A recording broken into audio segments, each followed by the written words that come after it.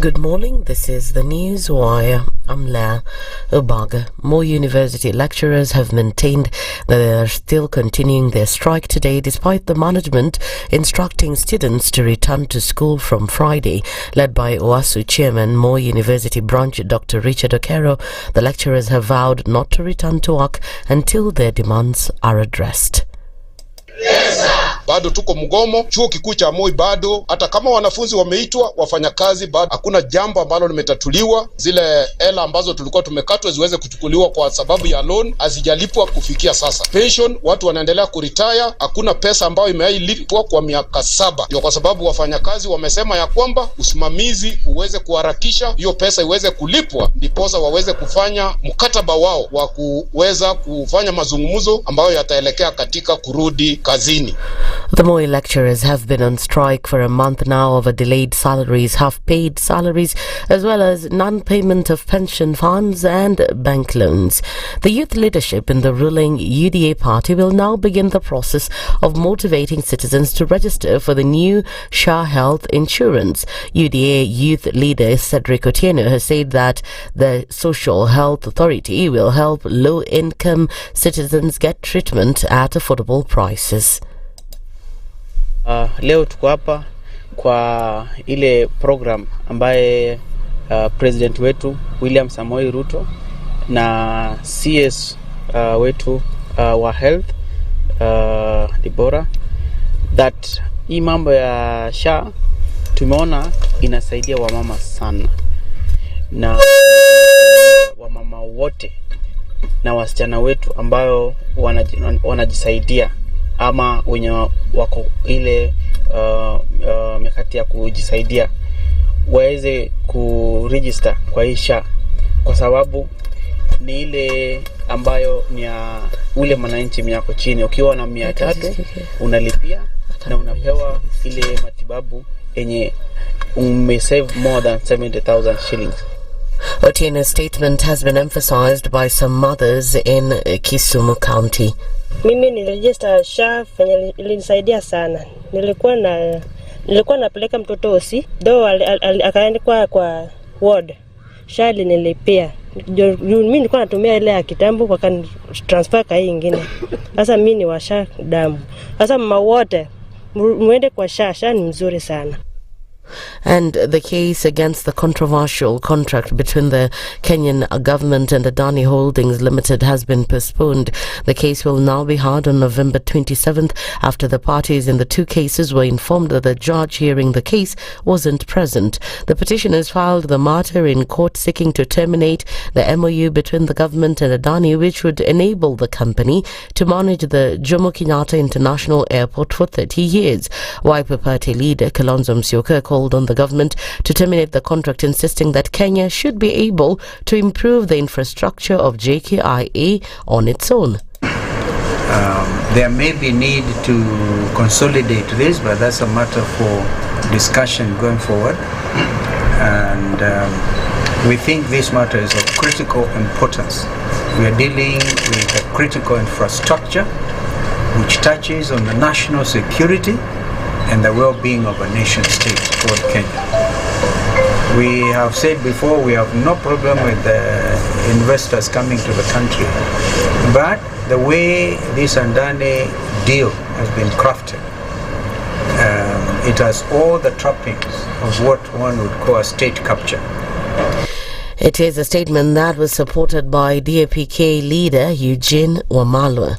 We want to tell this Kenya Kwisha government that if actually they are going to give this Adani everything, for Adani to control our airways in terms of taking JKIA International Airport, for Adani to control our energy sector by taking over Ketraco, for Adani to control our healthcare systems. Imagine if what has happened in Bangladesh happens in Kenya. One individual called Adani switches off power, the entire country is in darkness. This one individual called Adani grounds Jomo Kenyatta because he'll be controlling Jomo Kenyatta.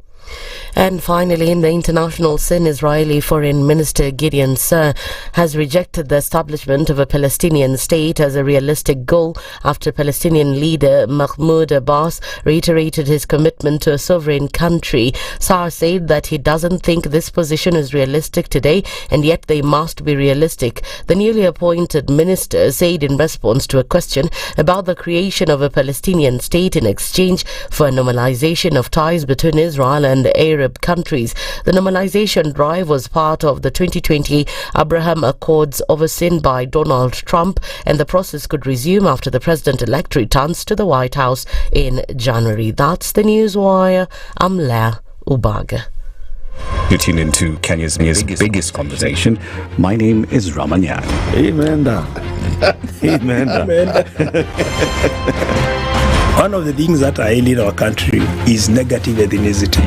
You find you as a state of, instead of thinking as a Kenyan, you think like a tribal person. Let me tell you something. The biggest problem we have had in this country is a leadership deficit. There is nothing that you are going to do in the process of change if you are not a risk taker. So you really have to pursue your vision to a logical conclusion and even be ready to step on people's toes. When it comes to the economy, you can't run away with it. They say statistics are like bikinis. They reveal a lot, but they conceal the vitals. And so government people would throw statistics at you and tell you they're revealing a lot of information to you, but it's really concealing the real vitals. We need to get out of that, because when we want to grow our democracy, one basic thing that really requires to be understood by the political class, by all of us, is institutions are critical. This is the Situation Room, the only way to start your day. This is one of the hottest show that we can ever miss in the morning, and it's a show that really gives a real situation in the Situation Room. Pleasure to be here. Thank you guys so much. Nduthai, nice meeting you. Even beautiful in person more than in photos. Say that again. Character is like pregnancy, you cannot hide it. You know, people hiding here and there, you know, but after 2-3 months, 5 months, now you see. So that is why the attitude that you are showing us, you're pregnant. It's like what my grandmother would say, you cannot pickpocket a naked man. How's that? It's communal, isn't it? No comment. The Situation Room, Kenya's biggest conversation. Thank you very much, Eric, and it's good to be at the Situation Room. Always a pleasure coming here. This is the most challenging interview panel in Kenya. You guys are very well informed, and as you can see, Charles today, very philosophical. To be poor in this country is the greatest sin you can commit, not just from a legal perspective, but from life generally. It is very, very skewed. We've just heard on the floor of Parliament, just most recently, a leader within the ODM saying that Sisi ni ng'ombe is a baba. Yeah. Which means that you are willing to be milked dry. You cannot force me to believe. I'll give way. If it's land that I'm told to return to you, I will. Okay? Because the court has said so. But I'll continue saying, watu wamenirusha. That's all that I'm doing. The Situation Room, Kenya's biggest conversation. Revenge is for children. It's for kids. When you grow up, you realize the best revenge you can take on somebody is to ignore them. Now, I'm just new in politics. It is not everybody's cup of tea. That's why some people come in one term and that's it for them. Political parties in this country do not have ideologies, whether luring or otherwise. And that is the effect of corruption. Any time an offense occurs anywhere in the country, it is the job of the Inspector General to look into it. Whether it's corruption, whether it's murder, whether it's petty, that is his job. If we have chosen to be a corrupt nation, then we produce corrupt leaders. Everything then becomes chaotic that you cannot be able to change a nation. The Situation Room, Kenya's biggest conversation.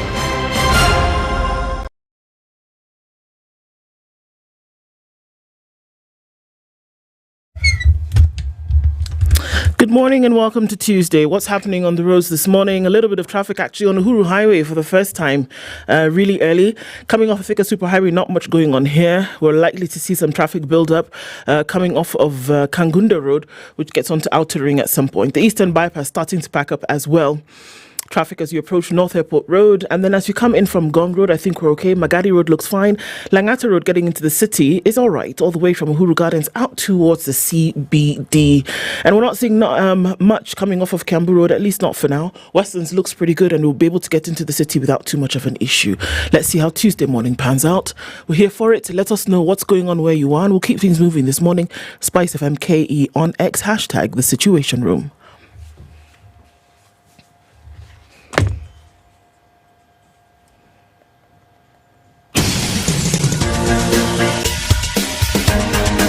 This is The Situation Room, the home of hard-hitting political commentary and penetrating insights about the state of the nation. This is a talk radio experience like no other. The Situation Room, a place for hard truths, debates, and elevated conversations. The Situation Room, witty, political, engaging, deep, controversial. In the room, we have C.T. Muga, researcher, academic, seasoned political observer, a fountain of wisdom in these politically uncertain times. Ndu Okoh, Nigerian by birth, Kenyan by choice, communications expert, Pan-Africanist, a truth seeker and believer in people power, and Eric Latiff, agent provocateur, the man in the chair, seasoned journalist, news hound, a man who believes in punching up, not down. This is The Situation Room, the only way to start your day. Huh? Just say hello. Good morning. How are you? I'm still saying hello. Salimia watu vizuri. Good morning. How are you doing? Hope everybody's fine, though. Who is everybody? You, yourself. Me, I'm not ready. You're not ready? I need a proper chair. I'm just going to say it now properly because I don't know what this is. Hey. Yeah, this chair, what is this? Can't even sit down properly, I beg. Huh? What is this? Yeah, something has happened to the chairs. Yeah. Because this is not it. This is sabotage. There's chairs and then there's this. Yes, mama tu kalia hivi. Chukua hiki kingine. Sasa wewe utakaa wapi? Shika. Sawa? Sawa. Patia ndo hiyo. Shika. Give that one. It's rockabye. This one is rockabye, baby. It is rockabye. Hey. Don't fall down. That one is even worse. Hello, everybody. Welcome to Tuesday. It's the 12th day of November 2024. Welcome to Kenya's biggest conversation. It is so cold in here. Like, you don't even know. You can't believe it. You can't believe it. You cannot believe it. Are you better now, Ndu? This is better. It's better? Yeah, but something is amiss. I think the little gremlins that walk around here at night and do magic. Yes. Yeah. We should start doing and gremlins. Should start doing like what banks do. Yep. Chain the chair to the desk. To the desk. Yeah. Because this thing, what to neighbor kitty? Surely. It's not funny at all. It's not funny at all. Otherwise, without the chair stories, how are you? Otherwisely. Me, I full ground though. I full ground. You full ground? Full ground. What? How body? Body they inside clothes or Jerry. Very good. If not say cold, they catch me this morning. Yeah. I for full ground well. Very good. Well. If not be say cold, they catch me. If not be say cold, they catch me. For full ground. Proper. At full ground. At what ground? Fofo. At Fofo ground. Okay. City, don't worry. It shall be. If this too shall pass. I know it shall pass. I am in this position because due to you full ground. There are parts of this chair that I have warmed. And I'm afraid if I move, I might encounter cold parts. Hey, let me tell people what you, Uncle, how are you? Mimi niko sawa. Mimi baridi tu lakini niko sawa. It was so. Today is which day? Today is the Tuesday. Okay. So today we shall have a conversation at 7 a.m. which is looking at the Kilifi County International Investment Conference, KCIIC. No, two I's. KCIIC. Kick. Something like that. We'll be joined by the Deputy Governor of Kilifi County. Do you know the name of the Deputy Governor of Kilifi County? In fact, that's a question. That's the question. It's a woman. Huh? Anaitwa nani? Yeah. That is the question. I shall tell you the name after you've answered one or two. Anybody who is online, tell us, what's the name of the Deputy Governor of Kilifi County? She will be here alongside the Chief Officer for Trade in Kilifi, Lynn Farah, at 7 a.m. So the name of the Deputy Governor is what I want you to tell me. 8 o'clock, we shall talk about the novel extreme weather risk insurance system for Kenya. New risk. Sharon Onyango is a research officer at the Kemri Wellcome Trust, and Dr. Moses Chapakiti is a researcher at Kemri Wellcome Trust as well. The two of them will come and talk to us about this new risk novel extreme weather risk insurance system for Kenya. Umeelewa hiyo kitu? Risk, nimesikia tu risk. Umesikia new risk. Nimeshika weather. Umesikia new risk. Umesikia novel. Extreme weather risk insurance system for Kenya. It's a new extreme weather risk insurance system for Kenya. Bas. Insurance nimeshika. Insurance umeshika, na weather risk umeshika, na system umeshika. Sema kama kuna risk ya weather. Na kuna Kenya. Kuna insurance ambayo inaweza kukusaidia. System. Hiyo risk isikushike. Ndio hiyo. Bas. System. There was a gentleman who used to go by the name of System as well. Otherwise known as Madilu. System. Hey. Hiya. And then at 9 o'clock, so Raila has officially launched his bid for the AU chairmanship position, right? Yeah. What's the big deal? Kini big deal. Kini big deal. Iko big deal. Watu hawajalipwa. Iko big deal kubwa. Alifanyiwa farewell in Homa Bay the other farewell, day. funny, where is he going? Wait, sorry. See, he's going to AUC. Oh, okay, Addis Ababa. Okay. Become the president of Africa. It's called ceremony. He president of Kenya, mambo dogo bana. You people better pray that he gets that thing. After all this money to say bye-bye.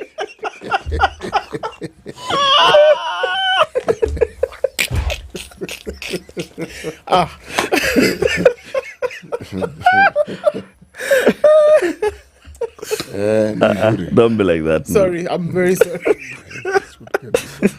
Don't be like that. No vex, I beg. Professor Noah Midamba is a foreign policy and defense expert. He'll be joining us at 9 a.m. to talk about that bid. So, first of all, so what's the calendar of events, right? When is the vote? Who votes? Is every country voting? And so on and so forth. And then, why Raila? Okay. Why not Gachagua? Yeah, why Raila? Why not Gachagua? City rough. City. It's not only me. It's not just me. That's about the weather. This is the Situation Room, the only way to start your day. The weather with SpiceFM. 14 degrees cloudy conditions in Nairobi. We'll see highs of 25 and lows of 14. It's partly sunny at 12 in Nakuru with highs of 24, and 25 will be the high in a partly sunny Nyeri at 13. It's 13 and cloudy in Eldoret with highs of 23. And we're looking into a partly sunny Mombasa at 25 with highs of 32. And we'll see the same in Malindi, currently at 26, going to highs of 32. It's clear at 19 in Kisumu with highs of 30, while Kakamega is clear at 18 with highs of 29 and lows of 15. It's cloudy in Kampala at 19 with highs of 27, while Dar es Salaam is partly sunny at 26. We'll see highs of 31. It's raining ever so lightly in Johannesburg at 13. We'll see highs of 20, while Mogadishu at 25 is partly sunny already with highs of 32. It's 8 degrees and clear in Addis Ababa with highs of 22, while Lagos is clear at 25. We'll see highs of 32. It's cloudy at 24 in Kinshasa with highs of 32.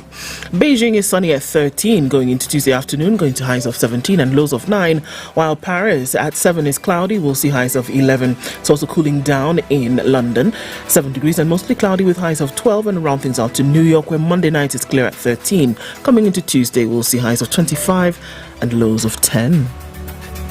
Mature, intelligent talk every morning. Spice up yourself.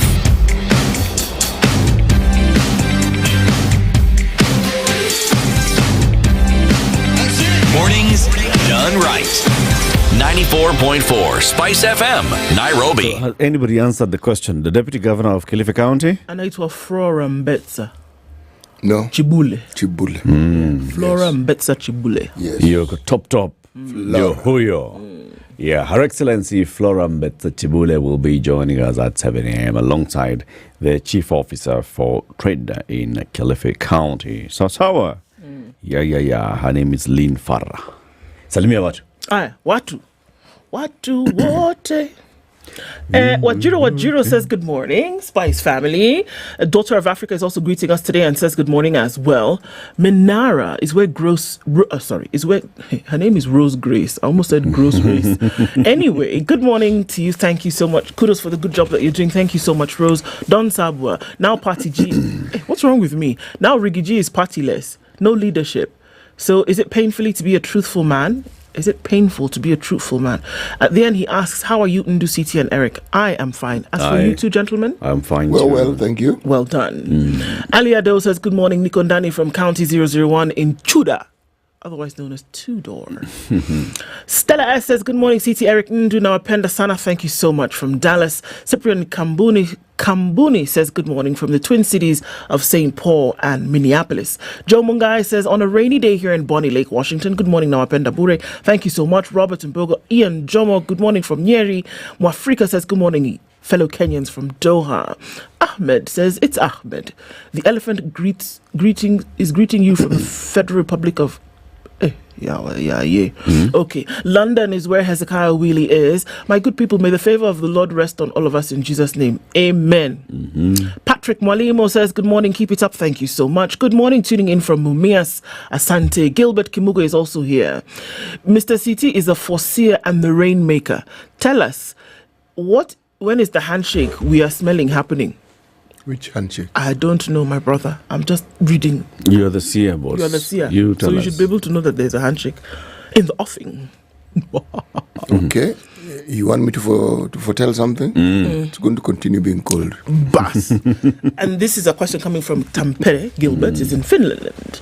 The majestic tree of Eric Ndusiti, thank you very much. You have positive energy. There you go. Onganyi Malala says good morning, tuned in. Sandra Sharia is from Costa Rica. She says good morning as well. Omar is here. My prince says Tharaka Nithi MP George Murungara was spotted giving his constituents cabbages, each worth 10 shillings, and they were very happy. We have a problem. Ooh-wee. Kama kuna njaa unataka wapatie nini? Surely. Tibbs Muga says, how I wish Kenyans would choose to not traumatize children. Me too, man. Givinji Katobo says, good morning, tuned in from Lanyuki. Joe Katani says, good morning. Joy Lodonde, it's been a minute, you're tuned in. Leo, hello, Princess Ndu. Good morning, Leo. We see you this morning. Erica War is also here. Carol Nyambura, tunakupenda pia, my sister. George Adimo says, good morning. Simon Ndiatsi says good morning as well. Nero's here. Musi Els, we see you. George Okoh is greeting everybody. Jusper Misati is tuned in from Arizona. Raki Madaga tuned in as well. Odio says good morning. We're ready for Tuesday. Yes, we are. Waivaka Nyai Cairo says good morning, Team Spice. He says we need to get some heaters. Tundo? Okay, we need to get some heaters. Hesbon Sidon says good morning. Yes. We're playing musical chairs. Yes, we're playing musical chairs. We don't know who won yet, but we'll figure it out. Yeah, gremlins. There must be gremlins in the studio. Something's going on. Where did all of you come from all of a sudden? Everybody's in the room. Angela, we see you. Bali is here. Stephen Mutisia, my friend, is also here. Chris Kaduong, Lamek Otieno, Vinny Bet, Moses Nyaga, Rachel Wambari. I can see all of you. Thanks for clocking into the room this morning. We don't take it for granted. Karibuni sana. Asante sana City. Second day of Proverbs from Kenya. Where you don't just call it Kenya, it's the Republic. The People's Republic. Is it People's Republic? No, there are no people. People's Independent Republic. So unitary presidential what? It's a constitutional multi-party democracy. Actually, Eric is closer to the truth. It's actually far more interesting than that. It's actually a presidential representative democratic republic. Yes, the proverb.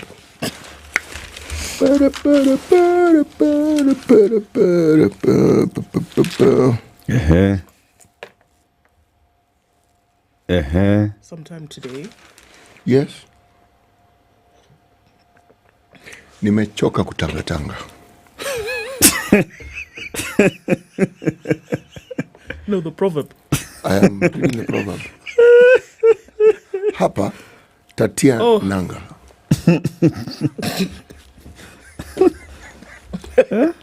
Titi, nimekuona kiubali. I've seen what Nimechoka kutangatanga. Hapa tatia nanga. The second part sielewi. Okay. Is that really a methali? Hiyo kweli. Okay. You want us to edit it? Tell us what the second part means first. What does it? Hapa tatia nanga. Yeah. Nanga is an anchor. Langa is anchor. Nanga is anchor. Yes. In the Luo, nanga is mavazi, nguo. Nguo. Yes. But this is not Luo, this is Kiswahili. Okay, got it. So, nimechoka kutangatanga. Hapa tatia nanga. Tatia. What's tatia? Nitatia nanga. Nitashukisha nanga. Okay. It is a proverb, actually. It comes a time where you're going to have to stand still. Comes a time when you have to make a stand. And make a stand, take a stand. Yes. Yeah. And hold fast. That's what the anchor does for you. Yes, exactly. Helps you stay in one place. It isn't necessarily a physical movement from here to there. No, it's just uncertainty is also kutangatanga. Yes. It's a proverb. There's your answer. You are neither cold nor hot. I will spew you. No, you can be, but gets to a time when you need to stop being a fence sitter and actually sit on the fence. I see you. I keep telling you that I'm seeing you. Headlines. On the front page of the Standard, you're going to like this morning. Home of wash cleaners. Did you know that Kenya is a laundromat? A government report points to a worrying trend where money launderers have found a safe haven. The rise in suspicious financial transactions over the past 2 years shows the multi-billion shilling illicit trade is not only thriving, but putting the economy under pressure. Kwambia. Intrigues as Gachagua drops Ruto lawyer. A showdown looms in the corridors of justice after former deputy president disassociated himself from a lawyer representing him and the president in a case filed to have both of them kicked out of office through a referendum. Kindiki's unity pledge to UDA after taking over. I will bring all of you together. I am the glue. Yeah. CBK's wealthiest parastatal, we'll check that out. COP29, the Conference of Parties 29 taking place in Brazil. There are jitters after Trump election win. Brazil or Azerbaijan? It's a Portuguese COP, is it not? COP29? Azerbaijan, wako Baku. Oh, bus. Sorry. Nivo. Okay. Yeah. Economy is a financial standard today. Kenyan workers stressed. Lot, but are hopeful. Even though you're stressed, there's hope that, something is going to get better. Something's got to give. Coming out of the courts, ignorance is no defense in law, but pretty costly. You can't anymore come and say, I didn't know. You can't use that as your defense anymore, and we'll look at the details as to why that has come out recently. On the front page of The Nation, plum job for 6 billion shillings oil scam suspect. Trade Cabinet Secretary Salim Mvurya is on the spot for allegedly influencing the appointment of Lucy Anangwe as the managing director of the Kenya National Trading Corporation, despite being adversely mentioned in the 6.5 billion shilling oil scandal. Where? So, yeah. Questions. A new petition seeks to reverse secret Adani deals and revealed the 22 routes for trafficking marijuana in Kenya. This is not for your information, Ile. They're telling you. It's not a business idea. It's not a business idea, please. telling you that, their existence, so you should be aware. A story of a young woman. She walked out of home only to be found dead 30 days later. Quite something, I'm telling you. And yeah, she was a mother of one. Yeah. And she was expectant. It's crazy. Oh, yeah. On the back page of The Nation, drama as varsities give Dons notice, walk back. Better come back to school because, literally come back to school because whatever people are doing is wrong.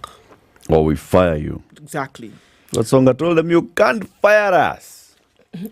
You can't fire us. We can work anywhere. We're educated. We can work anywhere. So we work up to midnight. We will work today. Up to midnight. Today. Not midnight tomorrow. with 1 minute. That guy. They selected a good leader. Completely. Okay. COP29 begins with African leaders pushing for climate finance. Indeed, out of Baku, Lily Zinjeru is talking about, what happens. Pushing for climate finance. It's been the top issue at the last two COPs, from Egypt to Dubai. Let's see what happens in Baku. Zazawa. Sasa, in the Business Daily, you remember Kenya Power posted some very good profit this year. Some net profit of 30.8 billion shillings. Yes. KenGen also posted some very good profit this year, right? Part of the income from KenGen was from penalties from Kenya Power. All right? All the income from KenGen, majority of the income from KenGen comes from Kenya Power because Kenya Power is the off-taker of their power. The other is, of course, now the other deal that they're looking for in Namibia and Ethiopia and elsewhere. But now, state-run electricity producer KenGen penalized Kenya Power 710 million shillings for late payment of electricity that it supplied for the year ended June. The latest disclosures show KenGen says earnings from interest penalties charged on Kenya Power nearly doubled from 364 million in the year before to jumping 94.7%. Can you imagine? So as Kenya Power was making all this money, it was not paying KenGen, and KenGen was penalizing them. The other headline, the main headline in the Business Daily today, Kenya Railways defaults on 167.5 billion shilling SGR loan. The Kenya Railways Corporation has defaulted on a 167.5 billion shilling loan borrowed from China through the Treasury to build the SGR, turning the spotlight on the financial health of the high-speed rail. Treasury documents show unpaid SGR loans accounted for 62% of the 266 billion shilling debt offered to state agencies through the Treasury. This will see Kenya Railways pay penalties to the Treasury estimated at 1.6 B for the loan breach that attracts a fine of 1% of the outstanding arrears. So Kenya Railways basically is the one that's operating the SGR now. Okay? What if we were to go by this? It's top level just means that Kenya Railways is not generating enough money to be able to pay its debt. That is something it hasn't been doing for a long time. But how? That is the problem, isn't it? Because everything that we were told was that is what would not happen. That is why the amount of money spent on building the railway was justified. So taxpayers are now being forced to shoulder the burden of the SGR loans because revenues generated from the passenger and cargo services of the truck are not enough to meet the operational costs. And yet we're told that the bookings of that railway is something to observe. It's a wonderful thing. Yes. You have to book in advance. And they're always full. Now you want to book for December, you won't get kind of thing. I've heard that sort of thing. Yeah. But it appears that money is not enough. So how much would be enough? What do they project? What do they need to do? Yeah, maybe they need to start another passenger and need to do Kamoja. This just Nairobi Mombasa is not working. SGR goes beyond Syokimau, goes all the way to Dukamoja. So does that line to Dukamoja carry anything more than a few containers here and there that are bound to... Even South Sudan refused to use that Naivasha port. South Sudan walikata? No, walikata kabisa. Even Ugandans had a problem with it. So the cargo that's supposed to be going on transit is not going to... A lot of it is not going into Naivasha. You know, there's some clever logic that was used to explain that thing. That cleverness is unraveling now. Oh, yes. We're told all manner of things. Oh, you know this. Or more so, if you know that. Now we have this, don't we? Crazy. Fresh petition seeks to stop Adani-type deals. That's in the Business Daily as well. EADB asks court to clear Tuju asset sale. So this bank still wants to get every bit from Tuju's bone. Tycoon raises Corp Bank stake to 1.55%. Hey, this billionaire investor Balubai Patel. Last week it was about him increasing his shares in Balubai. Is that the guy who owns shares in everything? Is that one. Okay. He's 80-something years old. He has now purchased additional shares worth 216 million shillings in Cooperative Bank, narrowing the gap with the top individual owner, Gideon Muriuki. Gideon Muriuki, who is the bank CEO, is the single largest shareholder, individual shareholder in that bank. Now Balubai Patel, anakaribia. Anaweza ng'oa yeye. CBK foreign reserves hit 4-year high. Official foreign reserves at the Central Bank of Kenya have hit a new 4-year high on new cash coming in from the IMF. City was on the Star. Sita. Yes. Right. Today is the day when it's a free copy of the Sita. Okay. So there's no top right-hand corner. Top right-hand corner until green. It had been overtaken by MyGov, but then MyGov is not top right-hand corner. It's middle. Okay? Not for sale, MyGov. For government tenders and job opportunities, see MyGov pull out inside. Okay, that's what it reads.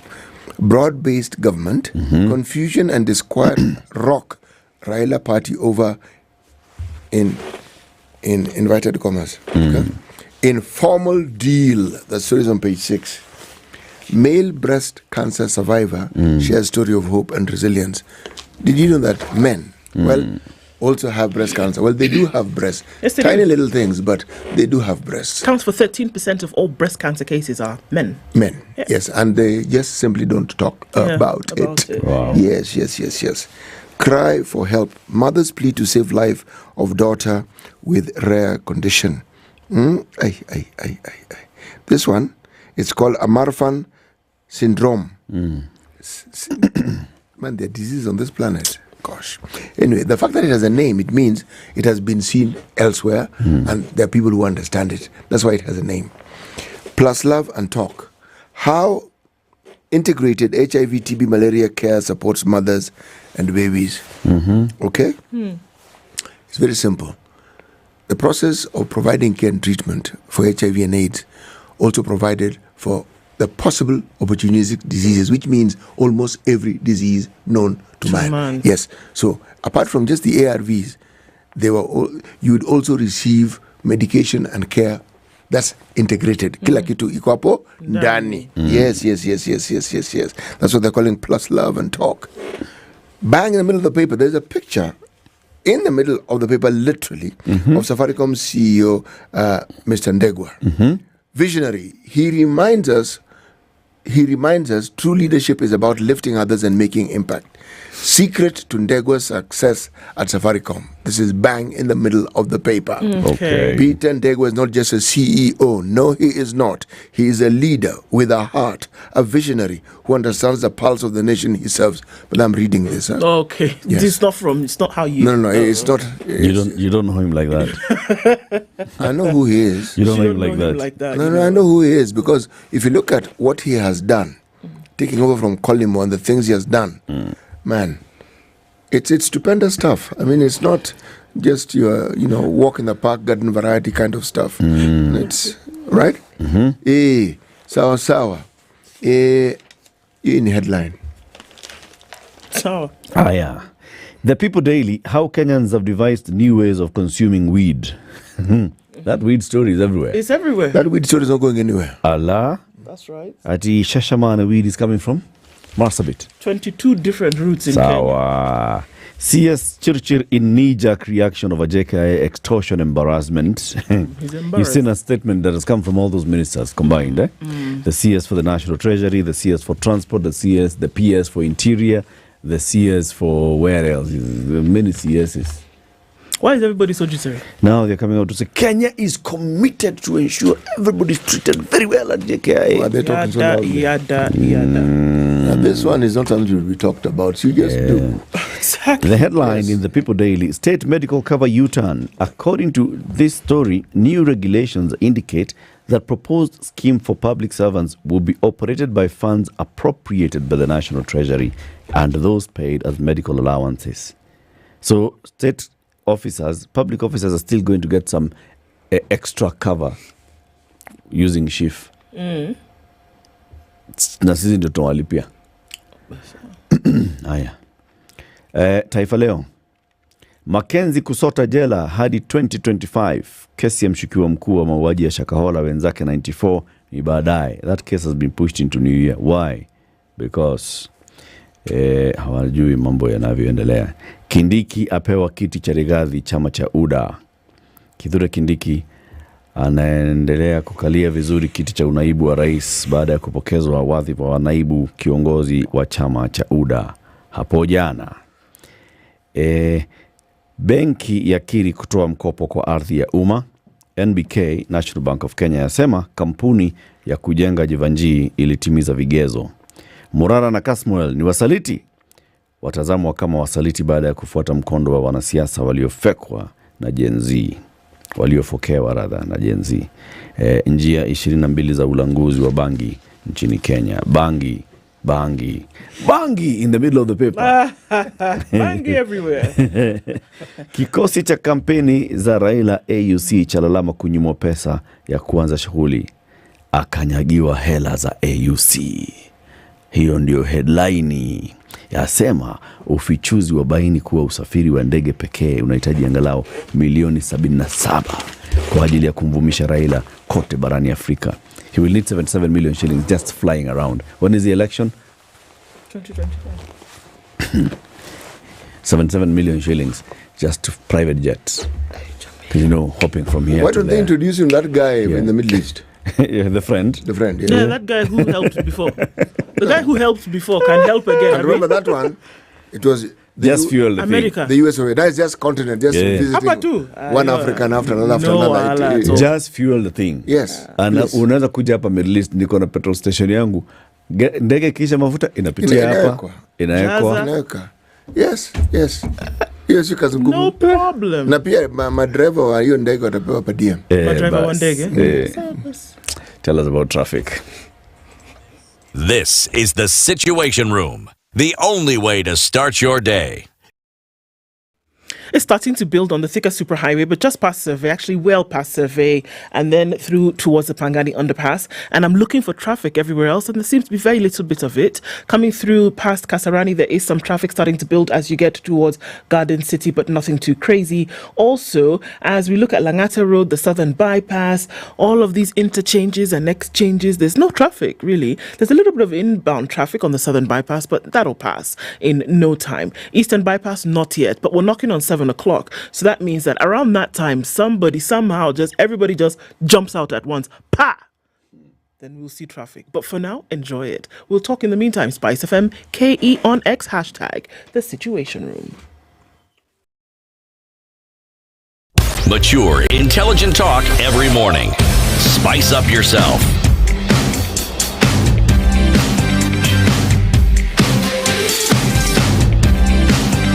Mornings done right.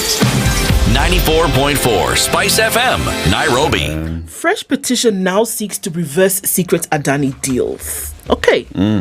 Katiba Institute, you know them, argues the concession to build 3 electricity transmission lines and 2 substations, which Adani will operate for 30 years, and the 30-year concession for the development and operation of Jomo Kenyatta International Airport are what? Unconstitutional. Well. Now, the Katiba Institute has moved to court to challenge the constitutionality of some sections of the PPP Act over the Adani Group deals. You know, PPP is public-private partnerships. They've argued that the exclusion of Parliament from the PPP agreements violates the Constitution. You didn't have them there, essentially, so can't be. The organisation further argues that some sections of the Act undermine the constitutional framework for checks and balances by excluding parliamentary approval for privately initiated proposals. In the petition filed under Certificate of Urgency, the organisation argued that by conferring on the executive through the PPP committee, the PPP committee, the final authority to approve public expenditure, that it violated the Constitution because you cannot place that on the executive. You must place it on the legislator, which is Parliament. Now, they further said by making discretionary the decision whether PPPs should be subjected to open competitive tendering, hence, and of the PPP, they violate the Article 227 of the Constitution, hence making it what? Unconstitutional. So this is now really placing its focus on the unconstitutionality of certain things that were done in the deal. And Katiba Institute says no. The handling of the JKIA deal raises substantial doubts about the capacity of any subsequent processes related to the project, guaranteeing fairness under Article 227 of the Constitution, according to Katiba Institute. They said in the 2024 budget policy statement, the PPP Directorate revealed that a total of 31 projects were in the pipeline and at various stages, with most of them at the procurement stage. So if you did it based on an unconstitutionality, the chances of you continuing in that manner are high.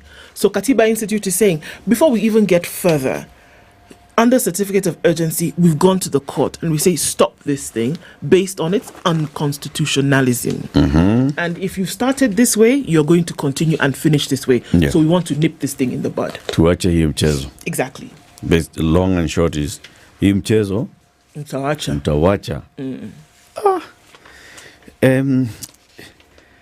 So how many cases are there now in court about Adani? This is another one. Just know that this is another one. This is another one. This is a new one. New. Yeah, on top of the ones that had been there before. Yes. Including Okoh has a case in court. Yes, he does. Well, now, remember we talked about Jivanji? Yes. Not gardens, but Jivanji housing. Yes. And the Jivanji estate in Gara, where affordable housing was coming up. It's actually called Jivanji Bachelors. Yeah, Jivanji Bachelors. Yes. Bas.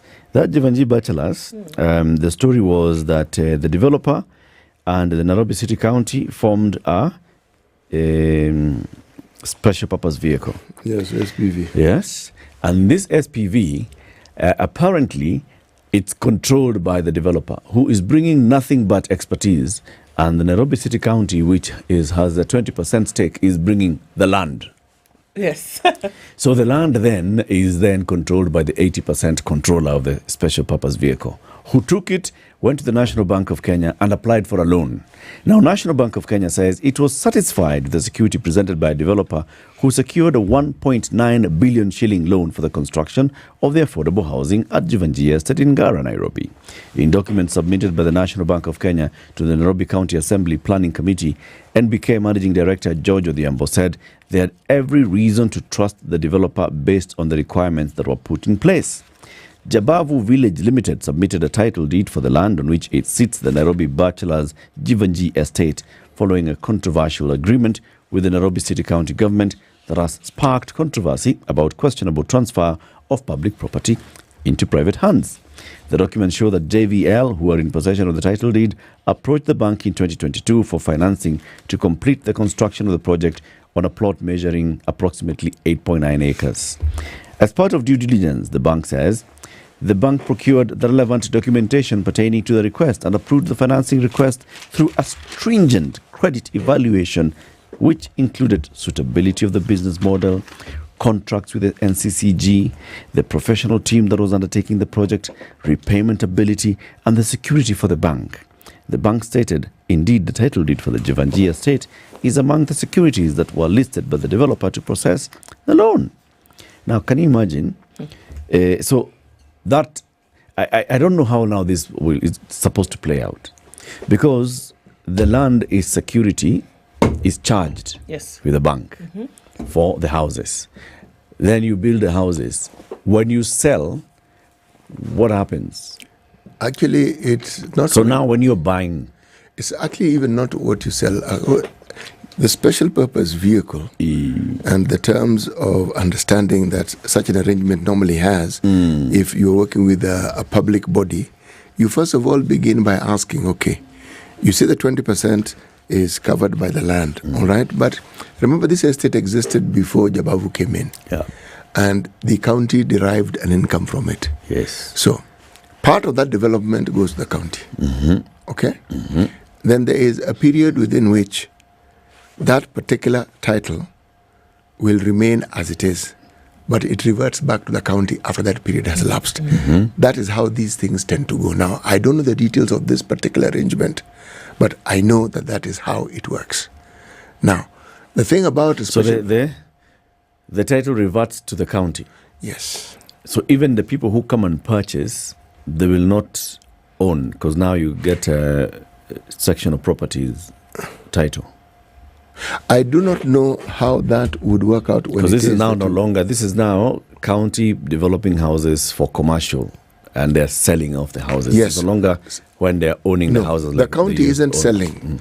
It is the developer who will be selling the houses. Yes. The county will get their share. Yes. The share will be in certain units, a certain number of units. Right. That will be the county's. Right. Now, the rest, there's some which are allocated for what you call affordable housing. And then affordable housing, the understanding is that you will not be charging market rates. Then there's a section that will now be for market rates. That one is a developer who sells. That's how the developer recovers their... Yes, well, whatever it is that they're going to refer to as their investment. Okay. That's how it works. Okay. Yes. So it's possible that the developer then, what they took to court, to the bank, is that entire business plan. Yes, they did. And showed this is the section, the number of units that we will be entitled to sell and commercially. Yes. And this is how much you're likely to generate. Yes. And the bank was satisfied that this could cover the 1.9 billion shillings. What often happens with these arrangements, you will find that if you've got a good sales team, there are off-takers who will actually start paying for the property. Off-plan. Yes, they will. So the documentation is, as you say correctly, is what is presented to the bank. In totality, the bank says, yeah, this one seems to make sense. Yes. All our bases are covered. Yeah.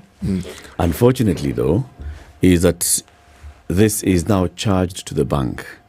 So if the developer, for one reason or another, does not, let's say, complete, does not sell all the units, right, during the tenure of the loan, then the bank can repossess the entire 8.9 acres. Let me ask the question. Which includes the portion that you're saying for affordable housing, the portion that's for Nairobi City County. But is the land transferred to the developer, or does he just present the title as is? The land is, that's the thing. The land is not clear, but I think the land is still under Nairobi City County. It is under Nairobi, so... Which, the only thing is that now the land is under the SPV. It is, and the county government will have complied with those requirements of saying this is the arrangement we have, and we have allowed. If the county government doesn't allow for that process to take place, it cannot. In this case, yes, it did. It did not. The process went ahead. The county assembly is asking, where did the county approve this? The question you need to ask is whether the county assembly is being truthful or not, because it is next to impossible for such an arrangement to take place without it going through the county assembly. So that's the thing. If there's no record in the county assembly, if the planning committee of the county assembly is asking these questions, and nobody is coming to say, but here is a record of the meeting that took place. That's one. Here's the approval. Here, because if it was actually indeed approved in the county assembly, then it's on Hansard. It's on record. It should be on Hansard. Remember, if you look at the date and the times of this particular project, it was before this particular assembly was in place. Yes. So that's why I'm asking. Pause and ask yourself the question. Is our county assembly's citadel of confidence and honesty and probity? That one would say, if they actually told you we didn't get this documentation, that you would believe them, hook, line and sinker. And remember, everything that we're referring to with reference to this particular development took place before this particular assembly got into office. So what do you think would be happening in such a place? Do you think that the document is in the Hansard? Has somebody cross-checked to determine that the previous county assembly actually approved this or not? Because, as I said, it is virtually impossible for such an arrangement to continue without it going through the assembly. It is virtually impossible. Now, what needs to be proven is that the impossibility happened. Now, remember, in the previous assembly, there were two entities that were running the Nairobi City County. Yes. There was the Nairobi County government, and there was the Nairobi Metropolitan Services. NMS was not coming to the county assembly for decisions. Actually, this particular project began in the Kidero era, not even in the... This particular SPV was signed in 2019. Yes. 2019, yes. This is in the NMS days. Let me put it this way. The project began before NMS. It's true. This thing... The idea for the project, the development began in the Kidero days. Yes. The first SPV was signed in the Kidero days. In those days. Yes. Where county had 80, developer had 20. Yes. At some point in 2019, this thing was reversed. County 20, developer 80. At some point in 2019, developer approaches the bank. 2019. Developer secures the loan, not in the Kidero days, but in 2019, according to this story. Hapo sasa ndio kizungu inakuwa nini? Mkuti. Mambo nenda segene mnege. Mambo ilienda segene mnege. Kombo. Ndio hiyo sasa. This is where the stories will come out. You know what happened and let me tell you, when any project crisscrosses 3 administrations, what was done, what was not done, the documentation which was there, what is there now. Yeah. The offer letter for this loan was dated 23rd December 2022. That is in this county assembly's term. Maneno. This one. You know this case that I was talking to you about, the Marfan syndrome. It is one of the most debilitating diseases that you can actually come across. What is it? Start from the top. All right. The story is about a girl called Nicolina. She's 12 years old, okay? Mm-hmm. And she's accustomed to the sharp edges of the scalpel, blinding theater lights, and so forth. She has been abroad, but her school has been interfered with, okay? This is a disease she's had since childhood and has prevented her from just the normal life that people her age tend to have. What this disease does, it affects the body's connective tissues that support organs, bones, muscles, and other tissues. Patients are often tall and thin with long limbs, fingers, and toes, and degrees of a curved spine. I will need to show you a picture for you to understand what it's like. It is utterly and completely debilitating. Oh my goodness. So Yes. what's happening to the spine? Once the connective tissues of the body are affected, the spine can't stay straight, so it tends to curve. Yes. It is a rare disease. In this country, not even in this country, worldwide, my friend, they talk about cases. In 2016, only 10 cases had been reported around the world. It's rare, and it's debilitating. I can't imagine that she would be able to walk. So now, without... what kind of treatment does she get? Well, some it is surgical. She has to undergo some surgical diseases. But surgical operations, not diseases. And she also has to be on medication. Oh, yeah. Yes. Because what often happens is that because of this, she often ends up with wounds, and these wounds require constant. Let's put it this way: she's constantly in pain, and constantly being treated. Yes. Oh yeah, very tough, very tough. Yes. Quickly, 1 minute. Let me tell you about marijuana, because you might want to know. Yeah, we had a conversation about some of this stuff last week. Despite the ongoing fight to ensure bang does not find its way to the middle of the paper, find its way into the country, some 22 routes connecting Kenya with 3 of its neighbours continue giving law enforcers a headache. Really, the countries are Ethiopia, Tanzania, and Uganda, with Ethiopia accounting for most of the routes. 11 being used to traffic bang into Kenya. It is followed by Uganda with 7 routes, and then Tanzania, which has 4 routes. This is according to the latest report by the National Crime Research Center, and showed that cannabis packages, often concealed to escape police interception, are usually dropped off to suppliers along those routes.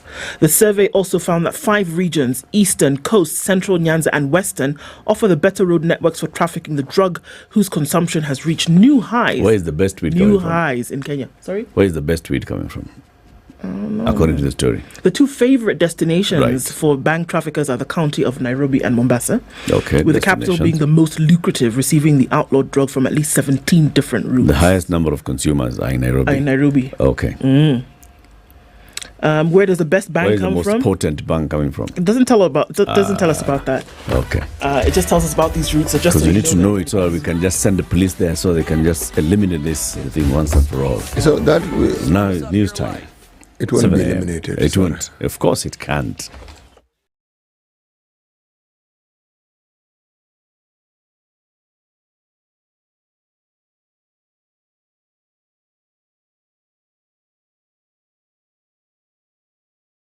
Good morning, this is the News Wire.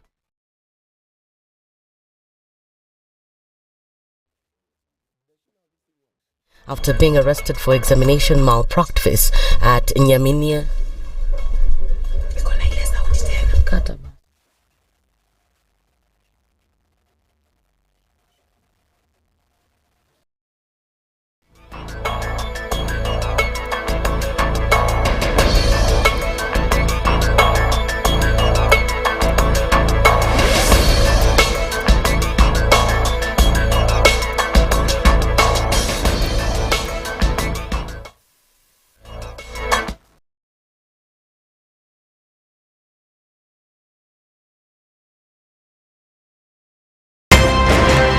If a lion shows you its teeth, it doesn't mean it likes you. It doesn't mean it likes you. It won't start. A liar calls as witness one who is either dead or far away. Say it in Kiswahili. Below nin inte yenin der ayu markati kadikta. You know this character called liar. He has disturbed people. So when you tell him who are your witnesses, he will take you to a place where it is difficult to verify. For someone like me who sweats a lot, I cannot survive there. Sweating is biblical. Good. And he must blame it on Adam, not me. Because Adam messed up and he was told, "No, you fellow, you, by the sweat of your brow, thou shalt eat." The Situation Room, Kenya's biggest conversation. SpiceFM, Nakuru. It's critical that people pay taxes. But then taxation has to have a limit. When you start overtaxing people beyond certain limit, then this is now we call robbery with violence. We are all struggling, but we don't show. If you're not doing well, shame on you. But you have to say, I'm broke and I'm struggling. We are not okay until everybody is okay. We are pretending to have political parties. Why don't we just be honest? And we say, these are the Luyas, these are the Kambas, these are the Kikuyus, and we find ourselves in Kenya. You know, with politics and leadership, no matter what you do, there will always be a complaint. There will always be the assumption that you're either stealing or you're not doing things right. As a leader, don't fear. If you know you're doing the right thing, you've thought about it, you've got an expert advice, do it, then understand later. This country, we don't need prayers. Prayers is between you and God. Good governance and thinkers who care about the country and not their stomach. That's what we need. The Situation Room, Kenya's biggest conversation.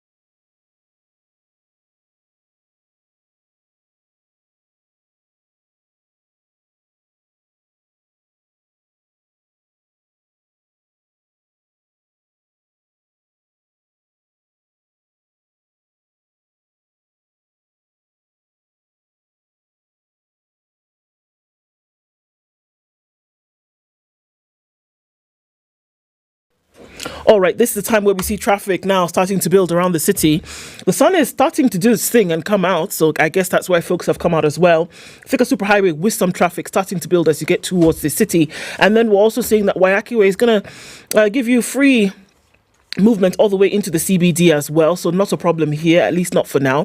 Magadi Road is busy coming off towards Langata Road, and we'll see probably a build-up of traffic as we get into it. Outbound, right around Mombasa Road, right around Imaradaima on Mombasa Road, some traffic going then out towards the southern bypass. There's traffic starting to build on the eastern bypass. It's going to take us towards Outer Ring. And then inbound on Outer Ring, some traffic as well. It's also pretty busy as you're coming off of James Gishuru into the city. We're going to keep an eye on all of this, but we'll talk on SpiceFM KE on X, hashtag The Situation Room. If we just gloss over issues and hope that time heals, then we might find that in generations to come, we might be back at the same situation. And the whole thing is born of stolen elections. Spice. When it comes to the decisions you make, you must be independent. There's no way you can allow one institution to dictate to you how you're going to conduct your operations, how you're going to decide cases. It's a no. When you weaken the institution to the point where they cannot take action, then you realize that politicians have to come up and now start dealing with the issues. That conversation has to die. Our politicians do not like the hard stuff.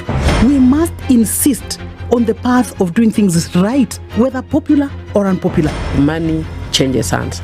That is a fact. If you have political goodwill at the highest top, like in Rwanda, then corruption will be an issue of the past. If you don't have political goodwill at the top, we will pass laws, we will amend laws, we will continue passing laws and re-amending laws, and nothing will happen. This is the Situation Room, the only way to start your day.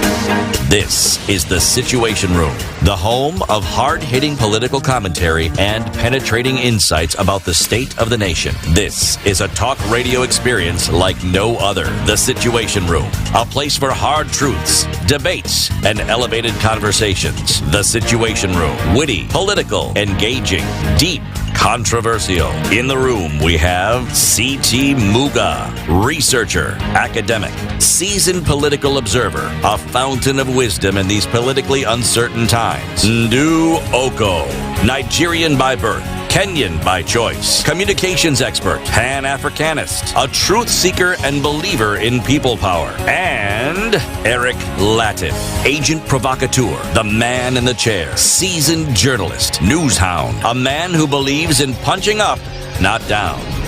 This is the Situation Room, the only way to start your day. It is 7 minutes after 7. Good morning and welcome to the second hour of Kenya's biggest conversation. This is the Situation Room, and we are glad that you're tuned in from wherever you are, Nairobi, across the globe, where we broadcast every morning on KTN, on SpiceFM, on YouTube and Facebook and X and TikTok and Radio Garden and all the many other platforms. Ndu, when we talk about banking, it's not just about banking, it's putting your money in the bank. It's about what you also get from the bank. Absolutely. The best service that you get from the bank. That gives you peace of mind. Mm-hmm. That allows you to do many things at the same time. Allows you to live, allows you to plan, allows you to bank, and allows you to leave a legacy and invest. And it's all coming from Kenya's #1 private bank, that's Standard Bank. What is it that you can do with your money? At the very beginning, when you put it in for a rainy day, when you are then able to make sure that because of the fact that you can bank under privacy, then you can have all the things that you need to do with the knowledge of just one person who will let you through. It means that you're guaranteed certain things. And so Standard Bank says, you know what, bank with us today. We'll guarantee that, you know, your business is our business only. And then also we'll make sure that you can get through the different processes of what you need to do with your money in a way that is secure and you can plan for the future. Very, very good things. Very good things. City, tell us about Tala. Well, there are fintechs and then there are fintechs. Yes. And not all fintechs are registered with the Data Commission, neither are they regulated by the Central Bank of Kenya. Yes. Tala is. And it therefore means that when you have any interaction with Tala, you are secure. Well, it's really very simple. all of us have moments when you need money and you hadn't quite planned for that need. Yes. And sometimes you want a partner that can help you plan for your money. They say, haba na haba ujaza kibaba. It doesn't have to be a lot of money. It is that amount that you need at that particular point in time. Now, Tala comes to the rescue. All you need to do is download the app. All the details of what you need to do and how it is you can access finance at your fingertips will be available to you. Your trusted partner. That's what Tala is. That's it. That's it. Simple like that. Straightforward. Very good. I like such simple messages. Like that. The next conversation is going to be about Kilifi County, and we're talking about the Kilifi County International Investment Conference that's coming up shortly, and we'll hear more about this from the Deputy Governor of Kilifi County. We asked people to tell us online, who's the Deputy Governor of Kilifi County? Answers. People they're almost giving us your life history. Her Excellency Flora Chibule is the Deputy Governor of Kilifi County. She's in the studio. Good morning. Good morning. How are you doing? Very well, thank you. Karibu sana. Accompanied by the Chief Officer for Trade, Lynn Farah. Good morning, Lynn. Good morning, how are you? Welcome to the hot seat of the Situation Room. Thank you. Karibuni sana. Now, Asante. the hot seat begins this way. The proverb. Okay? Oh dear. This week, She said, oh dear. the proverbs are from Africa. Okay. South of the Sahara. North of the Limpopo. East of Africa. Continue, City. Well, yes, this particular country neighbors a country that has the longest coastline on this continent. Yes. It also neighbors a country that is best known for its bananas. It also borders another country that begins with T. It borders another country whose name begins with S. Another one whose name begins with E. Which country do you think this is? Kenya. Your Excellency? You mentioned Tanzania, but it's Kenya. Okay. Clearly the two of you did not utilize your time in geography class well. It is Kenya. It is Kenya. So our proverbs for this week are from Kenya, and I was asked, well, Kenya has many communities. I said, yes, they do, but we have a national language, it's Kiswahili. So the proverbs will be in Kiswahili.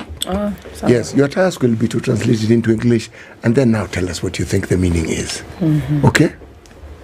Haki nimechoka kutangatanga, hapa tatia nanga. That's the proverb. Say it again, Bwana. Wait, that's something like a story. That's what I thought it was. Haki nimechoka kutangatanga. Haki nimeongeza mimi. It is because wallahi nimechoka. You're emphasizing. Yes. Nimechoka kutangatanga. Hapa tatia nanga. Translation first of all. Okay. Nimechoka kutangatanga. I'm done with it. I'm just fed up of going hetla sketla. Hapa natia nanga. I've okay, direct translation. I've reached. I'm contented. You know? I'm tired of going here and there. I think I'm focused. I'm contented to be where I am. Okay. Yes. So, what's interpretation? I agree. I think it's the same thing. You know, I'm tired of wandering about, and here I found my home. Yes. Or here I set my roots. What do you think that means? I plant myself. You've explained it well, but what do you think it means?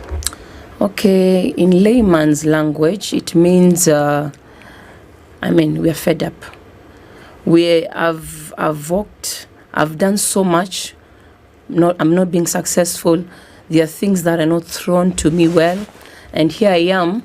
I want a way out. It's like you've come to your senses.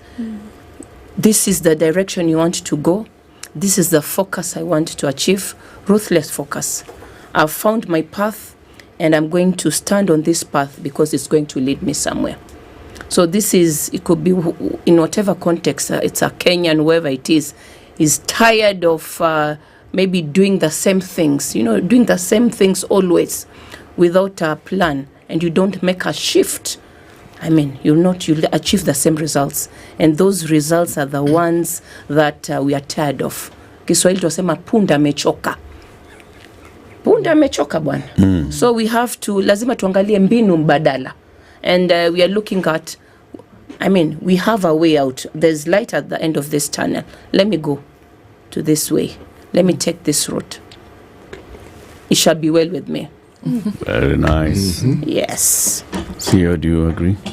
I agree completely. And DG was a teacher. My Kiswahili is very challenged, so I go with what she says. You defer to her knowledge and wisdom. Yes, absolutely. Okay. Now, Kilifi County. Am I right that it's the county with the longest coastline in Kenya? Yes. Very true. Okay. So blue economy pale top level. Blue economy ndio mambo yao yapikwa pale. And then when it comes to agriculture, you're also big on several things in agriculture. Like which one? Okay, in Kilifi, we say we are a nut growers. That's cashew and coconut, and also fruit growers. The sweetest pineapple you've ever tasted comes from Kilifi, a place called Magarini. Then we have watermelons and mangoes, big scale. Of course, there are other things, but those are the major in agriculture. Right. Of course, the people of Kilifi, our staple food is ugali. So we have maize, but of course we have maize growers in Kenya, bigger than Kilifi. Of course, as far as subsistence farming is concerned, we have the other type of cash crops, but then major in nuts and fruits. Right. Ndu, pia bamba iko Kilifi. Safari ya bamba. Ni machero. Oh my God. It's a song. We used to sing it in school, and I had no idea where it was. So as I grew up, and I had a friend who was like, so I was like, what is Bamba? Where is Bamba? So when I first went to Bamba, I was like, this is Bamba. You get it. So the day before I went, I was like, oh, Nana, Bamba Machero. Machero is tomorrow. Yeah. Oh. Yeah. Machero. Bantu. Okay. Yeah. Sing for her. Safari, oh yeah, Safari, Bamba ni Machero. Okay, I could do something. Yeah. Bamba is a town in Ganze sub-county. We have 7 sub-counties. So Bamba is part of Ganze. It's quite wide. Yeah. Why do they say Safari ya Bamba ni Machero? Machero is tomorrow. Yes. So maybe it's you want to plan. If you don't plan, you'll fail. So Safari ya Bamba ni Machero. One, proximity. Bamba is quite far. Yeah, so we are talking of from CBD Kilifi. It's around 1 hour, 20 minutes, 1.5 hours. We thank God, Kera. So the roads are now good. So give it 1 hour, 20 minutes. But before it was 2+ hours to reach Bamba. So Safari ya Bamba ni Machero. It means you have to prepare. You have to pre-plan when you are going to those spaces. You cannot say you want to accomplish something the very day. Anything can happen on the way. I mean, our roads, sometimes the potholes and what have you. You reach there late, so you might not accomplish your quest. Okay. Lynn, what else are the economic activities in Kilifi? Tourism.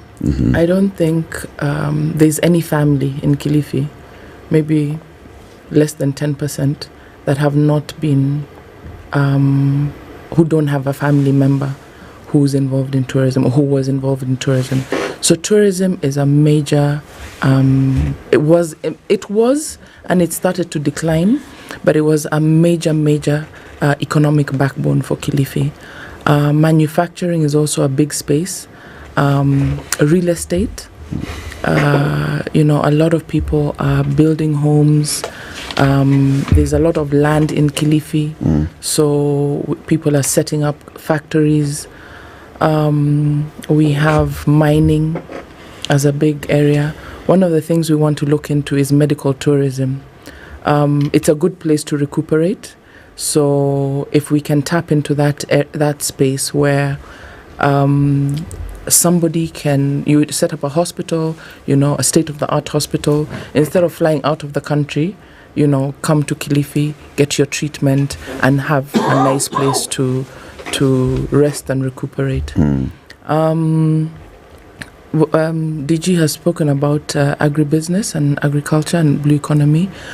So those are the big areas that we have right now and that we want to continue to exploit, as well as looking into other areas.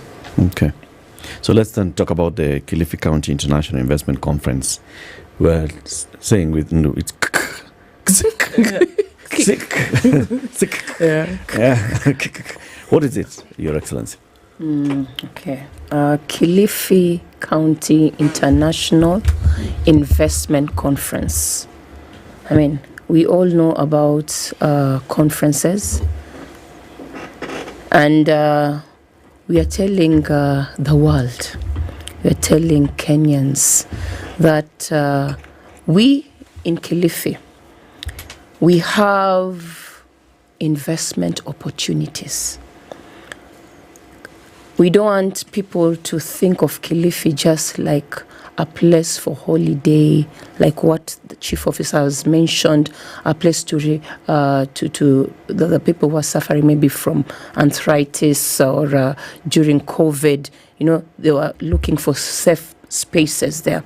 But we are saying the investment conference, we want to tell our story, because the uniqueness of Kilifi, one, we already have investors, to be precise, 98 already investors in Kilifi.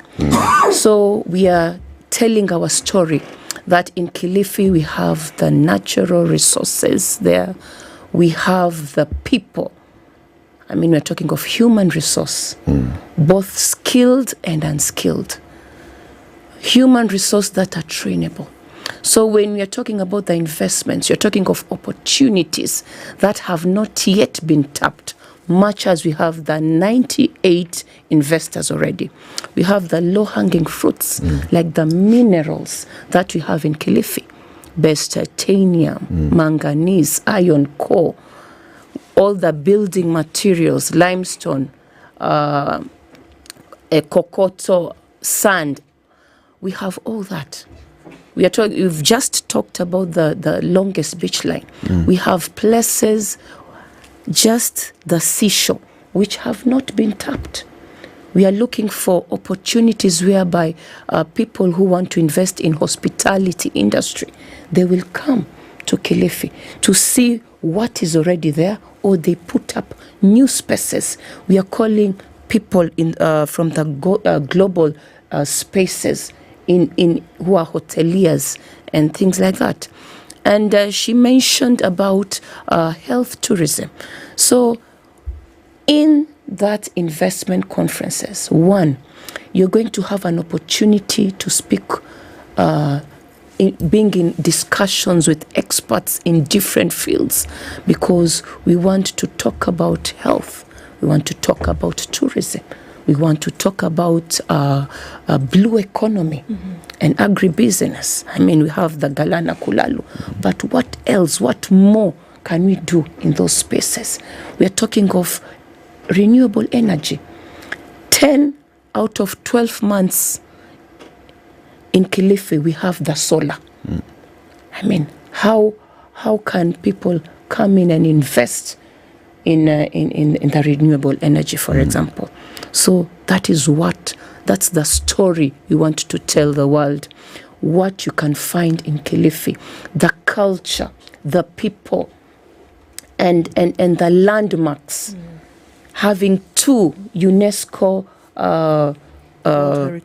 sites. Yeah, 2 sites, the Arabuko Sokoke, the Gedi ruins, the sand dunes, Hell's Kitchen, Vasco da Gama Pillar, You know, when you're talking of religion, when you're talking of education, it came to Kenya. Have you thought, Latiff, which part of Kenya did Vasco da Gama come to? Ludwig Kraft come to? It was in Kilifi. And that's where education then spread throughout Kenya. So those are kind of stories, those are opportunities that we want to tell the world, that there is more in Kilifi. And from where I sit, the governor we are not just giving political goodwill, we are bringing out political choices. We know the climate of investment, and we want to share it, and we want people to come on board so that we want the investment to be all about the people of Kilifi. The current leadership, we have developed a plan for the next 50 years so that even when the investors we are calling them now, it's not about the current government. We are looking at this current government, which is going to be in the next 10 years and beyond. So that at the end of it all, it's about the Kilifian people who will open up to business opportunities. I mean, we are talking of the youth, which is 60% of the 1.5 million Kilifians. And when you're talking of Kilifians, it's cosmopolitan. Indeed. Yes. I want to look at some of the industry that you talked about, especially the nut industry. Of course, that has been big. So every time, just looking at some of the things that would be big for industry, food is always one of them. And if you look at coconut and we look at cashew nut, very big coming out of Kilifi. And if we are saying that there needs to be some kind of investment, for what exactly? For us to understand what would have been the issues that are ailing the nuts industry in Kilifi, because these are big ticket items, in my opinion, and from what we've been able to see. What's ailing the industry at the moment that investment essentially would cure? I think if you look back several years, there was an abundance of cashew nut trees. I think kids during the holidays there was a season where you would drive through Kilifi and you could smell cashews roasting. You know, there's the fruit of the cashew that people would eat with no shirt on because it would stain your clothes. Yes. But now, because of maybe policies or an availability of consolidated markets, people opted to stop growing cashews in order to focus on other things. And the same has happened with mangoes, the same has happened with coconuts. So you find the coconuts that were planted by your great-grandfather are probably the ones that are still being used now. Now what we want to do, because like if you travel, even if you come to Nairobi, the price for coconut, even Madafu water, is so high. People are bottling. You know, I've watched videos of guys in Thailand, like they take the whole dafu, they clean it up, they do it in a way that it can then be sold, and when you go to the supermarket, you buy it and you can have it fresh. So we want to, get people to now start growing them again. We have, there are some organizations in Kilifi that are doing cashews, but they don't have enough, We can't, so we want to encourage our farmers and investors to come, and this is a market, it is available. The price of cashew nuts is much higher than the price of peanuts, So can we get into that space? Can we now consolidate the produce that we have and export it or sell it out there so that there is a ripple effect? Indeed. You look at cocoa, you look at coffee, you look at tea, we have a cash crop, but we're not utilizing it the way we should. So this is what we really like. I think so when we're looking at investors in the production of it and investors in the value addition. And I think that's with all the products. Even when you're talking about blue economy, production, value addition, farming, production, value addition. So that's the thing that we really want to drive, and all in a sustainable way. Is there a plug into the global scene? Because I think about what happens with shea nut in West Africa, and then what could happen with coconut oil. The world is going gaga over coconut oil today, and here we have it in abundance, and the potential for it to be huge is great. So would these be some of the conversations that are being had? Something that has global desire, and you have it right here. It needs a little bit of a kick to then be able to really get global. One of the advantages Kilifi has is its proximity to the port. You're less than an hour away from the port. So anybody who wants to export does not have to travel far, So we are looking to consolidate those market linkages, because we have interest from the Middle East, we have interest from Asia, we have interest from the European Union, from America. So this is, it's why should people be getting coconuts from the Far East, or why should they be getting cashews from India? Sometimes you go into places and you look and you'll see it's produce of India. Why? We have our own cashews here, So we need to take pride in what we produce and put it out there.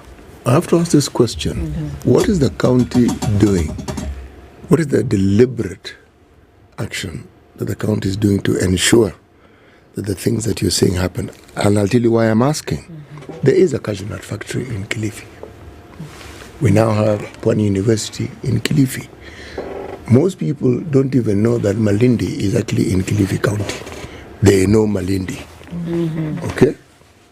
And then there's this huge development on what was once a sisal farm that everybody talks about. Pingo development. Kilifi County. Now, it appears that Kilifi started taking steps backwards as opposed to forward.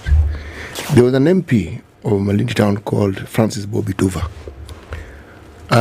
His history was actually quite amazing because there was a cooperative he started that actually owned shares in a beach hotel in Malindi. Now you're talking about the previous century, not this one, okay? They even had a bus company. Then there was a cashew nut factory. Then in the late 90s, there were plans to actually deliberately plant coconut trees in abundance so that the very thing you're talking about should be done. There's a blueprint, even as I speak now, in the Ministry of Finance. It exists because the homework was done. People went to Indonesia and all those guys, and they came back and they said, this is the plan. Now, my question, when the county government seeks to uplift the livelihood of the people of Kilifi, what are the deliberate steps that they're taking to ensure that this abundance of wealth that actually already exists, is enhanced and tapped so that everything that you're saying is not only achieved, but a lot more than that is achieved? Thank you so much, Muga. It's true. Back then, when you talk of Kilifi, we have the sisal, we actually had the cashew factory, but then later on it ran down. We now have one also owned by one Chinese, a private one. So some of the deliberate steps is, for example, we have a body called Carlo in Twapa. We were looking at the ancient cashew crop. Part of the trees attracted people to make charcoal. To cut down. So we got a new seedling which we've distributed to our farmers. It takes a shorter time to actually get the nuts. We are also looking at ways in which we are going to also bring another new breed of the coconut. Of course, the best one is the ancient one. It's taller, and it takes a longer time to get the nuts. But then we have the correct climate to grow these cashews, to grow the coconut. So what we are doing is we are telling our farmers to incorporate, because the beauty with these two are they can be intercrop. I mean, you can also grow other crops amongst these ones. Them, And another thing which we have really emphasized in Gideon Maitha's government, we have these agricultural experts who normally also go for follow-up activities right in the grassroots. It was one thing, a long time ago when people were looking at cashew, when they were looking at coconut, they were just growing it as if it's just it's a bush. Yeah. But now we are giving them knowledge that you're doing it intentionally. The way we could weed our crops when we are growing these other crops. We will just let coconut just grow in the wild. But now we are bringing that knowledge to our people, that you just take care of a coconut tree, you take care of a cashew tree, just like the people who grow maize, the way you grow coffee, and the way you grow tea. And then we have these agricultural experts who go and see to it that in case there are any gaps, we address those gaps. Yeah. Because it's one thing to empower a community and then you let them be. Because we don't want post-harvest losses. We don't want situations whereby they are going to have crises like pests, like some of these things that normally crop up and the crop dwindles. So we have a deliberate effort to ensure that we really really skyrocket the farming part, because part of His Excellency, our manifesto, is sustainability in food production. Right. Yes. And that is key. Yes. It's a big thing. Let's take a break at 24 minutes to 8. We're having a conversation about the Kilifi County International Investment Conference 2024. What date is it, Lynn? 4th to 6th of December. From the 4th to 6th of December. And on the 7th, we have a golf tournament. Where? So 4th to 6th, where? At Vipingo Ridge in Kilifi. Okay. Yeah. Open to all. Open to all. Pay, but it's open to all. Very good. So we have the VIP, and I expect you guys will pay VIP tickets. So yes. You're saying we are free to pay. You're free to pay. Exactly. Thank you. It's at Vipingo Ridge on the 4th to the 6th of December. Yes. Of course, everybody will be flocking in there now. This is time for me now to plug in my associations. Next to Vipingo Ridge, if you're looking for accommodation, you can go to Pazuri at Vipingo by Superior Homes Kenya. Plug, right? Yeah. So Pazuri at Vipingo is one of those that Lynn is talking about. Real estate development company, Superior Homes Kenya, developing over about 110 acres of beautiful homes at Pazuri at Vipingo. Her Excellency Flora Chibule is the Deputy Governor of Kilifi County. Lynn Farah is the Chief Officer for Trade, and she'll be stepping out to allow Charles Kamau to join us. He's the Advisor on Strategic Partnerships after this break. As we take the break, remember what we're talking about? We'll be talking about retirement. Taifa Pension Fund. I got it right this time, the first round. Taifa Pension Fund. TaifaPensionFund.com. It is managed, of course, by the largest pension fund administrator, CPF Financial Services. It's the fastest growing pension fund, and you need to know and learn more about it. They have many members, over 200 members, employers, over 500,000 members, and many retirees who are already benefiting from it. 22 minutes to 8. We'll be back shortly. This is the Situation Room, the only way to start online, mobile, and on radio. www.spiceradio.co.ke. Spice FM, Nakuru. The weather with Spice FM. It's cloudy in Nairobi this morning at 16 degrees. We'll see highs of 25 and lows of 15. Sunny at 14 in Nakuru and sunny at 16 in Nyeri. Sunny conditions at 14 in Eldoret. It's 27 and sunny in Mombasa. And sunny conditions at 26 in Malindi. We're looking into a sunny Kisumu at 20, going to highs of 30, and at 18 in Kakamega, going to highs of 29. Kampala this morning is cloudy at 20, and at 25, Dar es Salaam is sunny, going to highs of 31.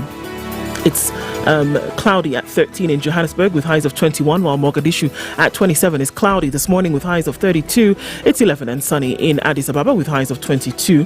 And at 25, Lagos is clear, going to highs of 32, while at 24, it is sunny in Kinshasa with highs of 32 and lows of 23.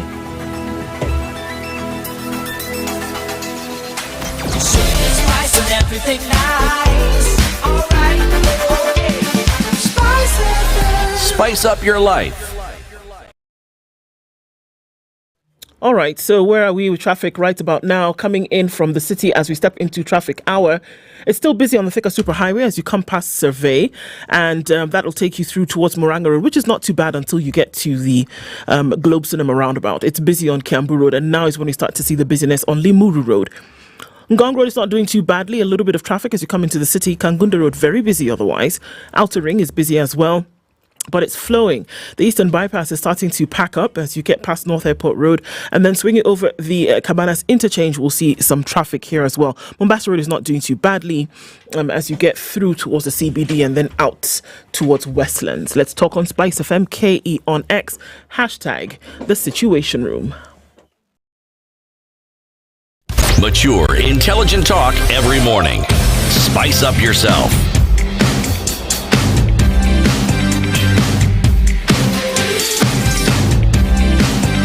Mornings done right.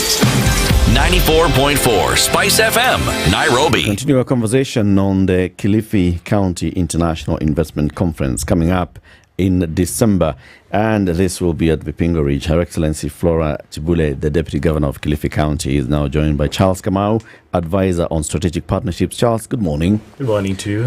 Welcome to the hot seat. Well, now you are not getting the proverb, but you heard the proverb. Yes. It's okay. Now, the issue of strategic partnerships is what you're playing a role here in bringing in the investors and everybody who will be participating in this conference. Now, apart from the organizers, who of course are the Kilifi County government, who else is participating and how do they get involved in the conference? Thank you. I think one of the things that I want to appreciate is the strategic moves that Kilifi County has made on its intentionality to bring everyone on board in terms of partners.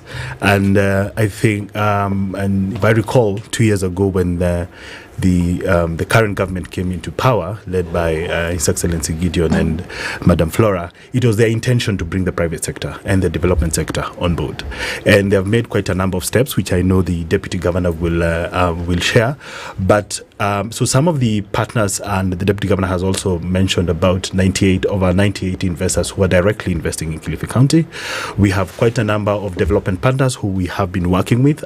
Just yesterday, we were hosted by the Swedish ambassador for the Nordic Day, and we have quite a number of strategic relationships, including some of which are digitizing our vocation training colleges in Kilifi through a program called School Try.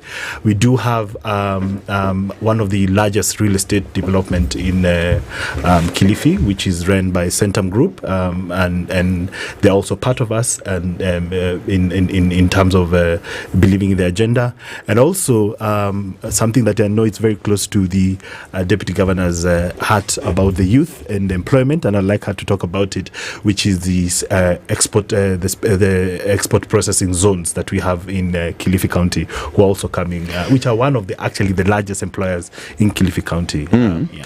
How many pizzas do you have in Kilifi? 4. Yeah. Okay. And Talk about them. And the other day when do you call her Excellency Megan, right? When she came to see the governor and myself, she really reiterated that they want the EPZ to be big, the clothing part. As it is with them, we have the revital in health, but they also want on on the clothing, or rather textile industry.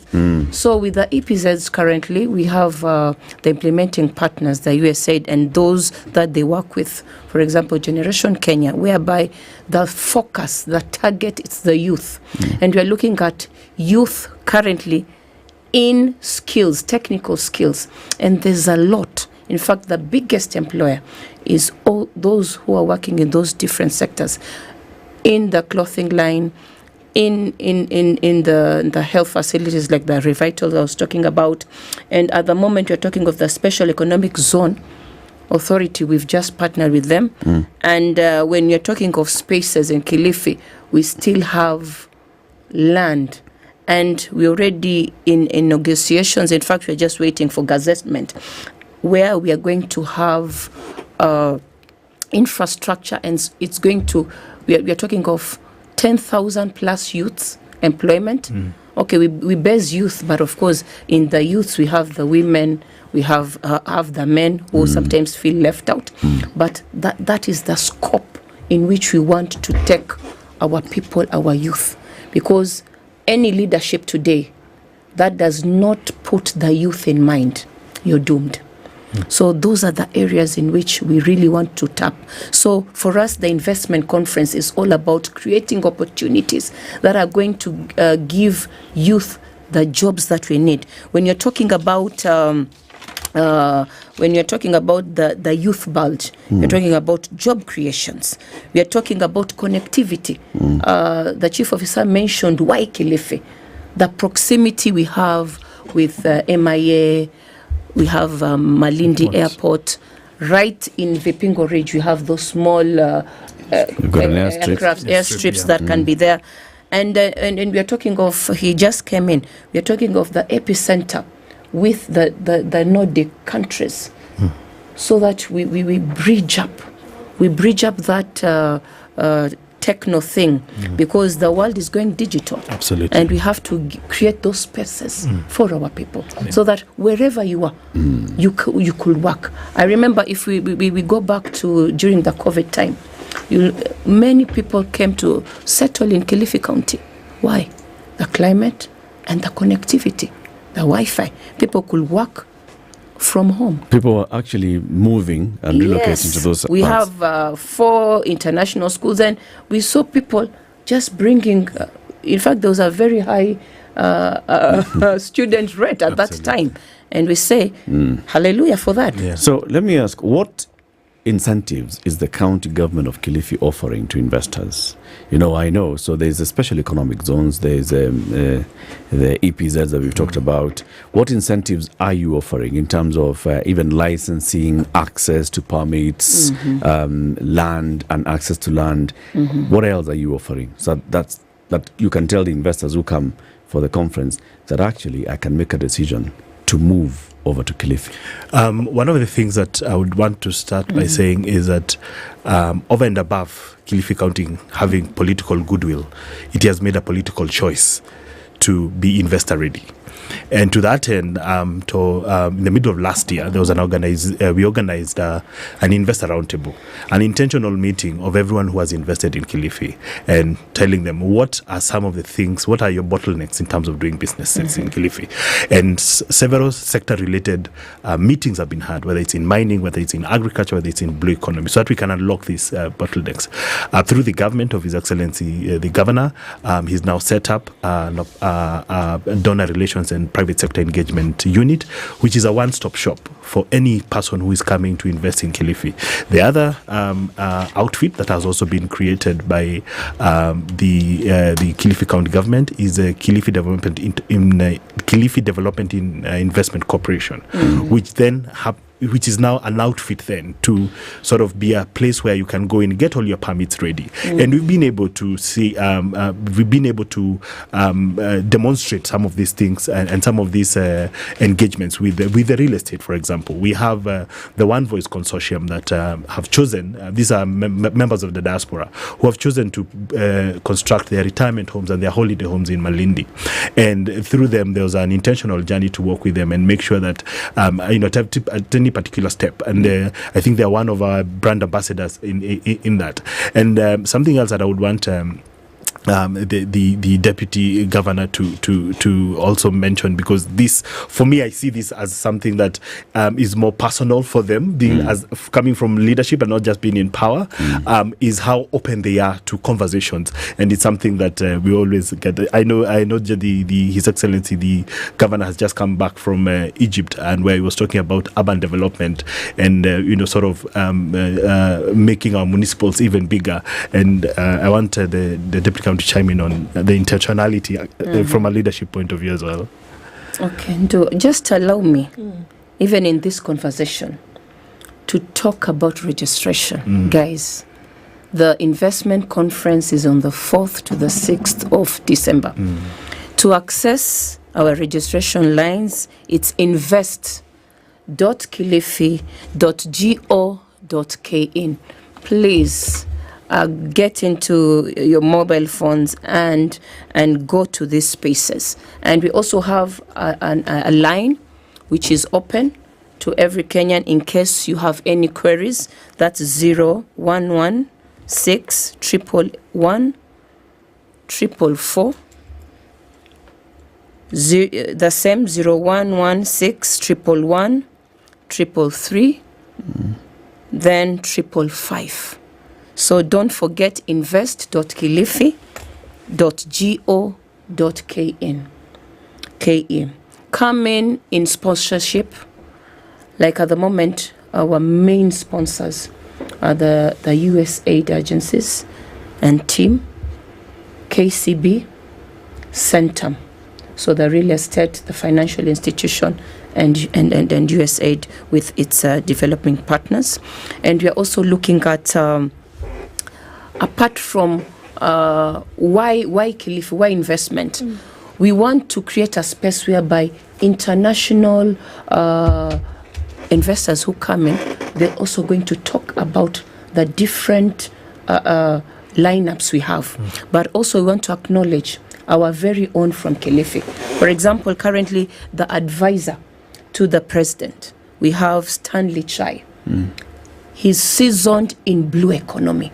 So those are part of the experts who will be amongst the panelists. Then we are talking of Shaukat Abdul Razak, our very own from Mariakani, who currently is the director of the International Atomic Energy in Vienna.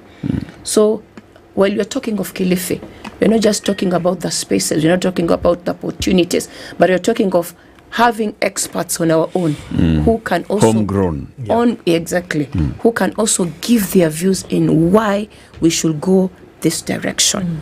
Yes.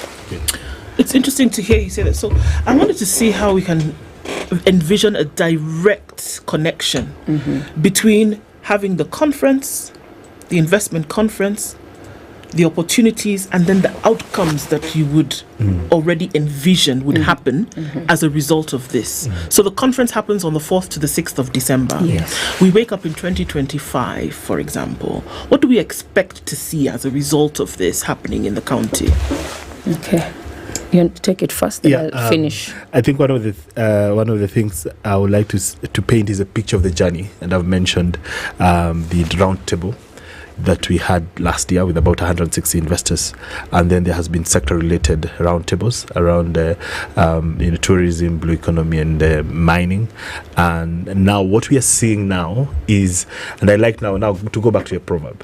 Yeah, we have been seeing a lot of things happening all over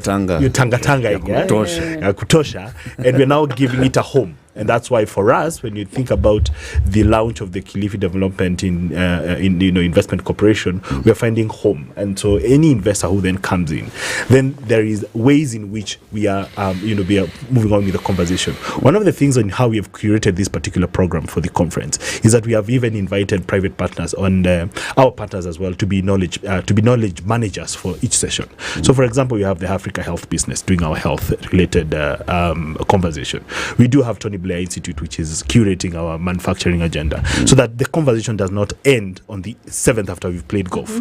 It continues to Q1 of 2025. The Deputy Governor has mentioned about our intention to sort of twin the epicenter in Stockholm, which is the largest innovation center in Europe, in Stockholm, with the Kilifi Innovation Hub that we are planning to do. So there's quite a lot. So we want, and one of the things that, and I think this is one of the things I would want to quote the governor saying, he has always told some of us who are planning this, is that I do not want a talk show. I want, action. I want action-oriented things to be done during that particular conference. So this is a conference with a difference, if I may just the question is, what's the picture looking like in 2025? What are we going to see happening? Yeah. So we want an increase in infrastructure development in Kilifi. We want to look at more job creations. Currently, we don't have enough. We are talking of a percentage of maybe over 40% to also be incorporated. Currently, we are talking of about 45. Okay, we want to be optimistic. We said that the remaining 55 to be incorporated, but I know it's going to happen in phases. Yes, we are looking at sustainable growth. We're talking of food security. I mean, we want sustainability in everything that we do. We are looking at a diversified economy. As it is, Kilifi is diversified. Mention Kilifi, you have all tribes in it. We have all part of the nationalities. For example, in Kilifi right now, we are saying the tourism has been the backbone. I can tell you, we have Kilifians who can speak in Italian. You can think they were born there. In fact, we have a small Italian village in Kilifi. So we are trying to say, even the international spaces, they can find home in Kilifi County. We are looking at enhancing the quality of life. For Kilifians? For Kilifians. I mean, there's more to just, we are not looking at, when you're talking of this investment conference, we are not saying, hello, just look at the profits. That when you come in, you're going to make profits. But we are looking at how is this Kilifian transformed? When investors, you're coming into Kilifi, how are you touching my women, the youth, the men in Kilifi County?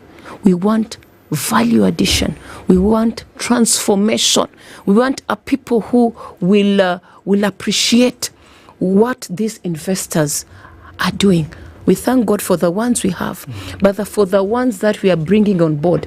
That is why part of the space during the development, the investment conference, we are going to have field visits, whereby we've designated a few of the investors, so that the whole team that comes in, they can actually sample and see. Seeing is believing, guys. You know, the Thomas type of Christians. We have to see so that we believe. Yes, touch.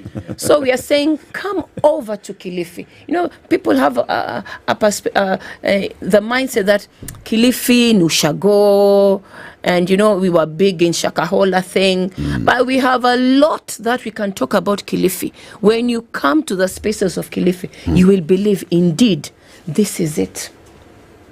Okay? I want to ask the question about, so as you attract all these investors, they're coming in and they have very many requirements. If it's agro-processing, if it's tourism and development in blue economy, if it's real estate, they will need skilled labor. Absolutely. Is Kilifi ready to offer this? One of the things I would like to mention, so you said rightly, so during COVID time, we had an influx of people who are working from home.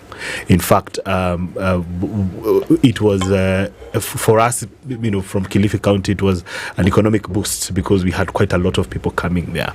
And one of the strategic decisions that we made and partnerships that we made is with an organization called Powerland Project. And Powerland Project wants to do 1 million developers, software developers in Africa. And part of their dream, we plugged into part of their dream to do 5,000 within the next 5 years. We've now already graduated 350 learners with with software skills. What I'm driving at is that we are intentional about creating a critical mass that can fit into the job market, whether it's for export or whether it's for local consumption.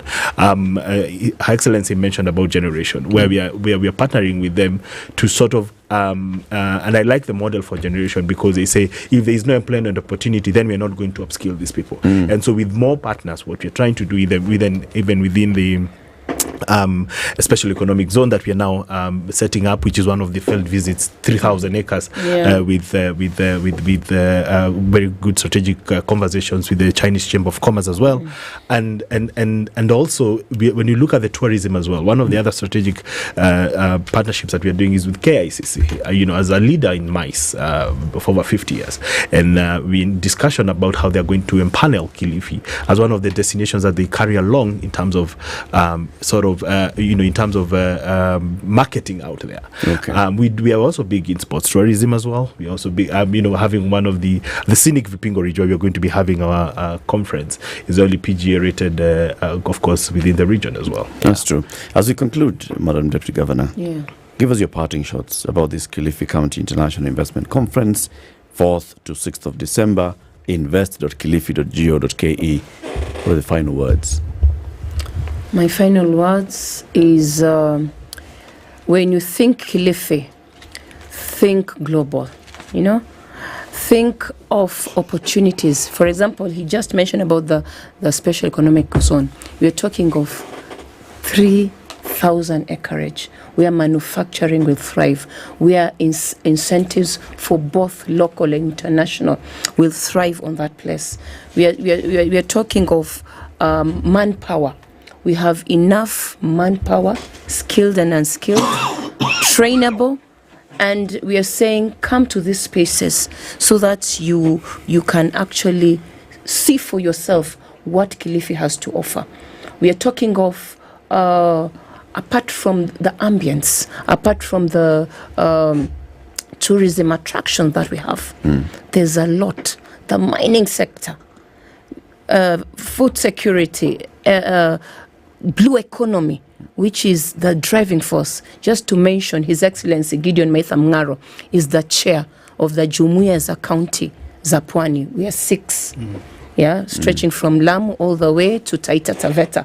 And we are driving blue economy and agribusiness.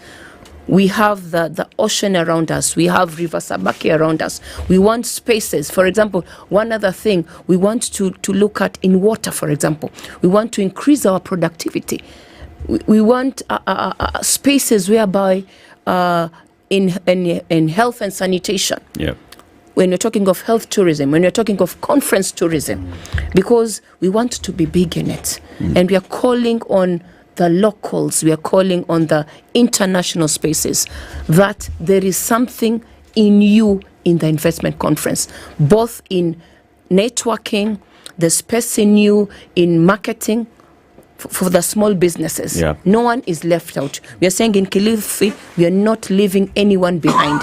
It's about coming in, tapping into the conversation, because the entrepreneurship conversation that is going to go on, the discussions, you're living with knowledge, you're living with networks, and you're giving room for new investors to come and tap in Kilifi County. Thank you very much. Again, the Kilifi County International Investment Conference will be taking place next month, the 4th to the 6th of December. There'll be a golf tournament on the 7th. Okay. And to get more information about it is invest.kilifi.go.ke. That's invest.kilifi.go.ke. The numbers you can call 011 611 333 or 444 or 555. Yes. 011 611 333 444 555. Her Excellency Flora Chibule, the Deputy Governor of Kilifi County, Charles Kamau, Advisor on Strategic Partnerships, and earlier we also had Lynn Farah, the Chief Officer for Trade.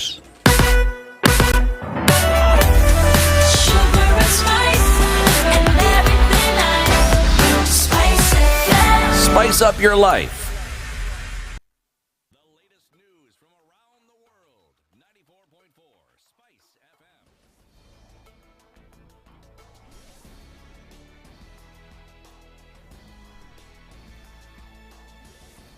Good morning. This is the news via Amla Ubaga. Students of Moi University have aired their frustrations over the uncertainty around resumption of learning at the institution following the ongoing worker strike. Students who reported back on Monday say that no learning took place, as many of them hope for a quick resolution of the standoff. Moi University Management Board announced the new reopening date after obtaining a court order restraining union members from participating in the ongoing strike, but the lecturers have remained adamant. Here is UASU Chairman, Moi University Branch, Dr. Richard Okero. Bado tuko mgomo, chuo kikuu cha Moi bado, hata kama wanafunzi wameitwa, wafanyakazi bado hakuna jambo ambalo limetatuliwa. Zile hela ambazo tulikuwa tumekatwa ziweze kuchukuliwa kwa sababu ya loan hazijalipwa kufikia sasa. Pension watu wanaendelea kuretire, hakuna pesa ambayo imeilipwa kwa miaka 7. Ndio kwa sababu wafanyakazi wamesema ya kwamba usimamizi uweze kuharakisha hiyo pesa iweze kulipwa, ndiposa waweze kufanya mkataba wao wa kuweza kufanya mazungumzo ambayo yataelekea katika kurudi kazini. Police have arrested 4 more students of China's Boys High School in Nakuru as investigations into the fatal stabbing of a KCSE candidate at the school continue. The boys were in session writing their oral tests, which started last week, but one, Vincent Ngugi, was allegedly stabbed in the lower abdomen Saturday evening after a fight broke out in one of the cubicles shortly after they had taken their supper. Nakuru County Commissioner Loyford Kibara said the arrest brings to 8 the total number of candidates in police custody as detectives try to piece out together the circumstances surrounding the incident. This event comes as Basic Education PS Belio Kipsang has called on teachers to be vigilant in order to arrest such matters as early as possible. We got to fungue 2 weeks after it's 3. Now, 13 teachers, including 9 invigilators, are in police custody after being arrested for examination malpractice at Nyamnini Secondary School in Gem-Yala Sub-County. The arrests occurred after candidates were discovered with photocopied answers to Mathematics Paper 2 during the ongoing Kenya Certificate of Secondary Education exams. Those detained include the school's exam supervisor, a board of management teacher from St. Mary's School Yala, Nyamnini Secondary School's center manager, and his deputy. All suspects are currently held at Yala Police Station and are expected to be arraigned in court today to face charges related to their alleged exam malpractice. And finally, Siaya Court Judge Benjamin Limo has ordered that another suspect arrested in connection with the murder of Wells Fargo Company HR, that is Willis Ayeko, be detained by the police for the next 30 days. Suspect Duncan Onyango, popularly known as Otuch, will be detained at the Kisumu Railway Police Station, where the previously arrested suspects are detained while the police investigation continues into the murder. The police had asked to detain 48-year-old suspect for 30 days while the case is scheduled to continue on December 13th this year. That's the news wire. I'm Leah Ubaga.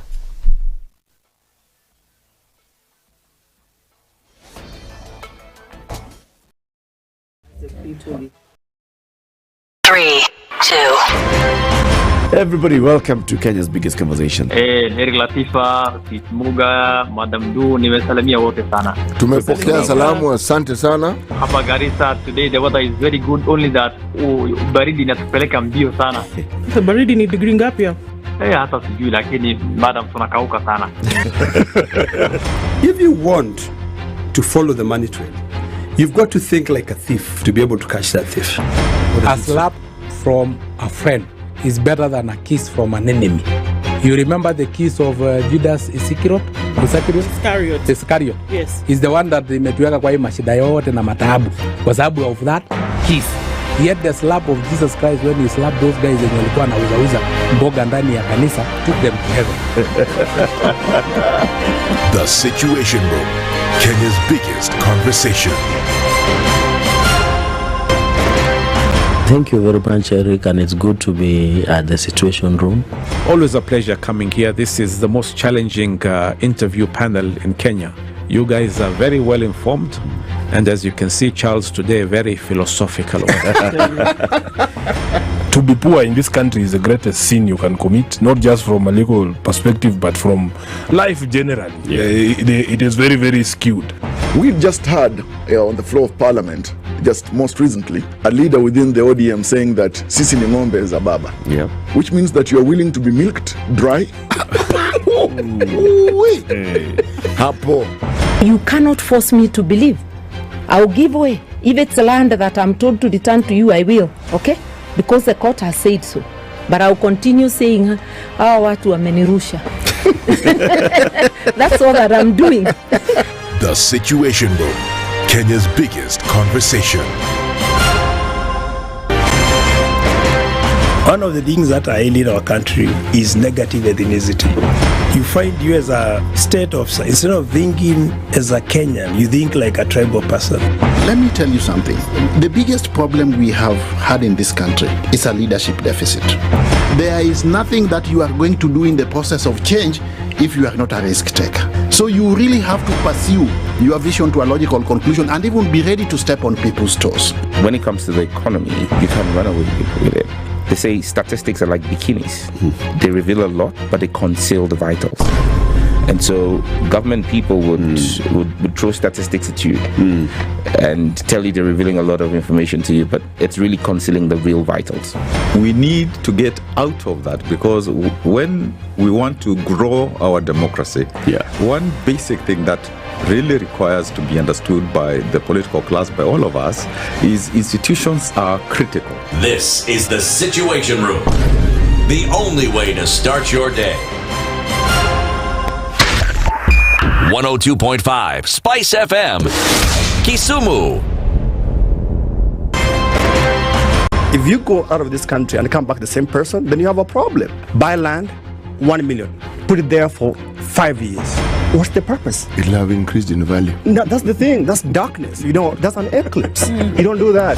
I hope you don't believe that a hustler is a poor person, or that all hustlers are poor. I've seen that conversation. Tell us, who is a hustler? Who's a hustler? Hustler is a person who is making a living through hard work.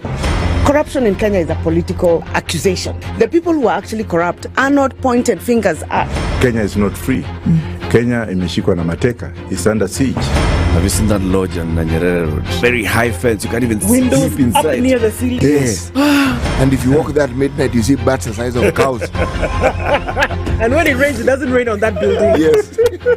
When you're at All Saints and it's raining, it doesn't rain on that building. The things people will believe. The Situation Room, Kenya's biggest conversation. On the Thika Superhighway this morning, traffic still coming in through to the CBD. It's not so bad this Tuesday. Kembu Road, well, something else as you get towards Muthaiga Square. And then coming off of North Airport Road, some traffic outbound towards Outer Ring and inbound on Outer Ring as well. Coming in from the Eastern Bypass, that's also pretty busy. Mombasa is not giving you too much of a headache today as you get out into the CBD. Southern Bypass looking good as it is on Langata Road. Gong Road then getting into the city as well. Not so bad. Looks like we won't have a traffic headache this morning. We're still in traffic hour though. Let's see how it all progresses. And we'll talk on SpiceFM KE on X, hashtag the Situation Room.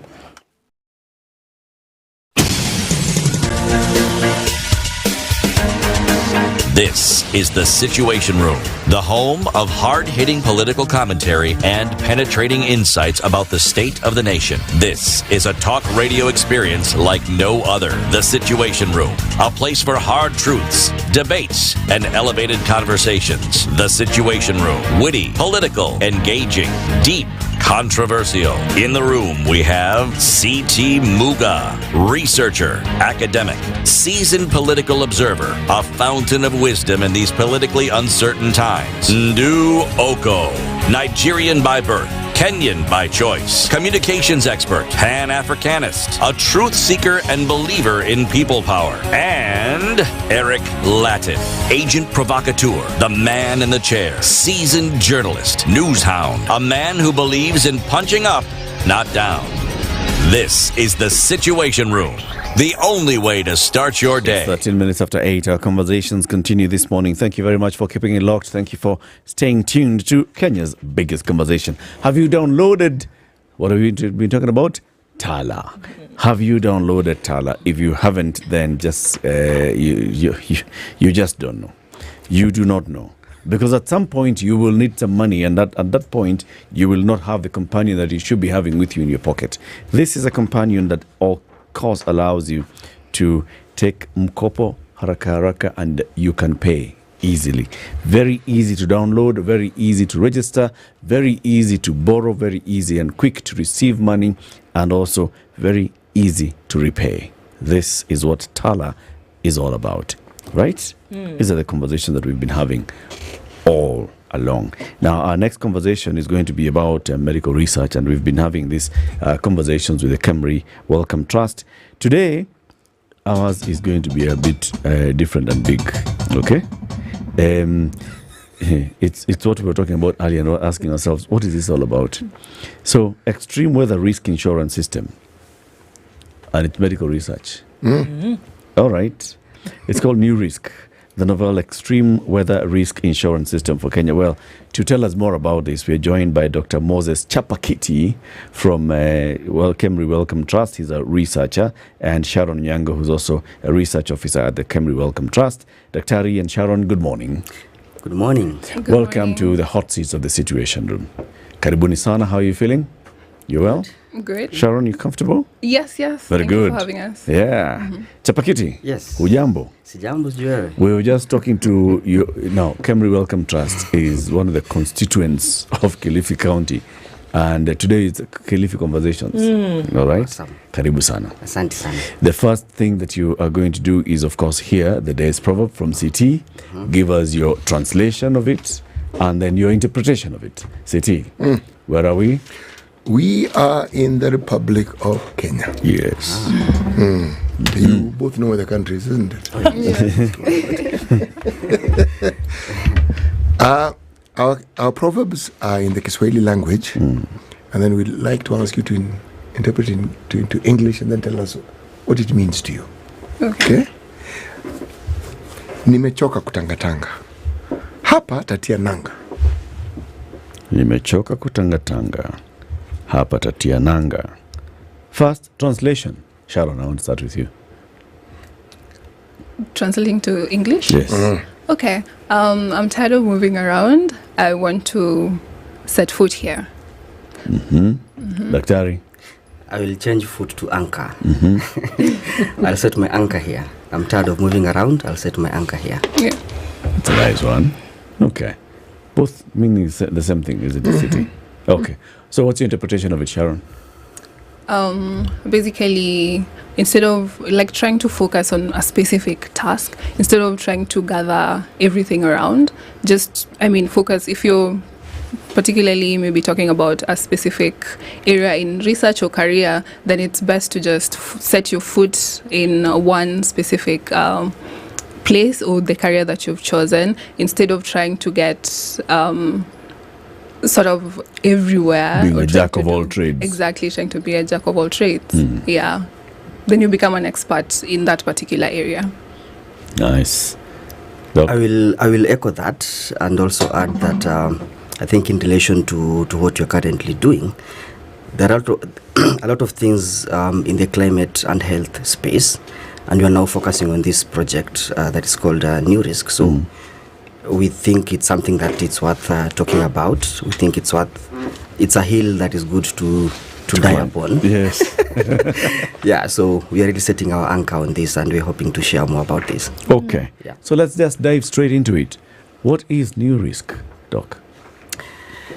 New Risk. I think New Risk first is an acronym. So I can give the explanation in full. So it means a novel extreme weather risk insurance system for Kenya. So this can be broken down into several parts. I think first, novel is new. So this is something that hasn't been done before, and we are hoping to break good grounds with it. Extreme weather. What is extreme weather? I think these are things that you are currently seeing right now. Recurrent, frequent flooding that are of high magnitude compared to what we've seen before. Heat waves happening globally that have not been happening before.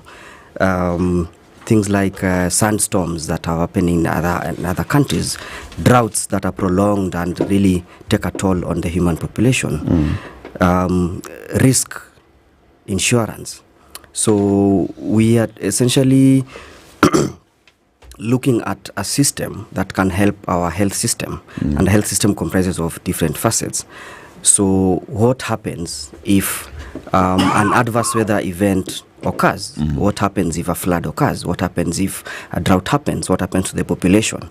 What happens to our health facilities that are supposed to give services to people? And we want to see how can we design preventive measures or mitigation measures that we can put in place so that in case an adverse weather event happens, then we are sure that our population will still get service that they require from the health facilities. So this is in the event of extreme weather events. Yes. What happens to our health system? Exactly. Because normally we think about the agriculture, the food security side and all. Exactly. And what happens to people's safety. Okay. So then, what do we need to think about when you think about all these things, Sharon? So, we've been introduced to novel extreme weather risk. So, coming to the other second part of it, the insurance system. What is it? So maybe just to also still add on to what Dr. Chapa has mentioned, the New Risk Project has different work packages. So the insurance system is towards the end of it. So we have the first work package is on analyzing policies. And then the second one is on mapping of vulnerability, especially for the communities and for the health systems.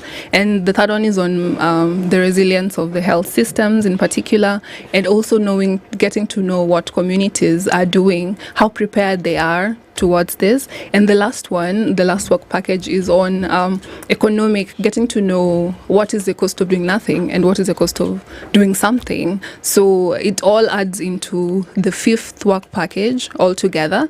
And there are different aspects to it, not just specifically the insurance that comes out of it. We want to see, in terms of health workforce, what can be reinforced, in terms of energy, in terms of infrastructure, in terms of water and sanitation. I think the WHO has different standards to this, and probably Moses could add more on it. What are health systems? So health systems, these include the health facilities, the populations as well, all coupled up together. Okay. So I'm curious, what could actually happen to facilities should there be extreme weather conditions? We never really think about that. What are the potential dangers or risks that could actually fall on health facilities?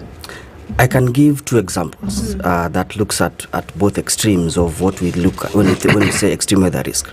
I'll talk about extreme rainfall and I'll talk about extreme heat. So extreme rainfall would lead to a flood.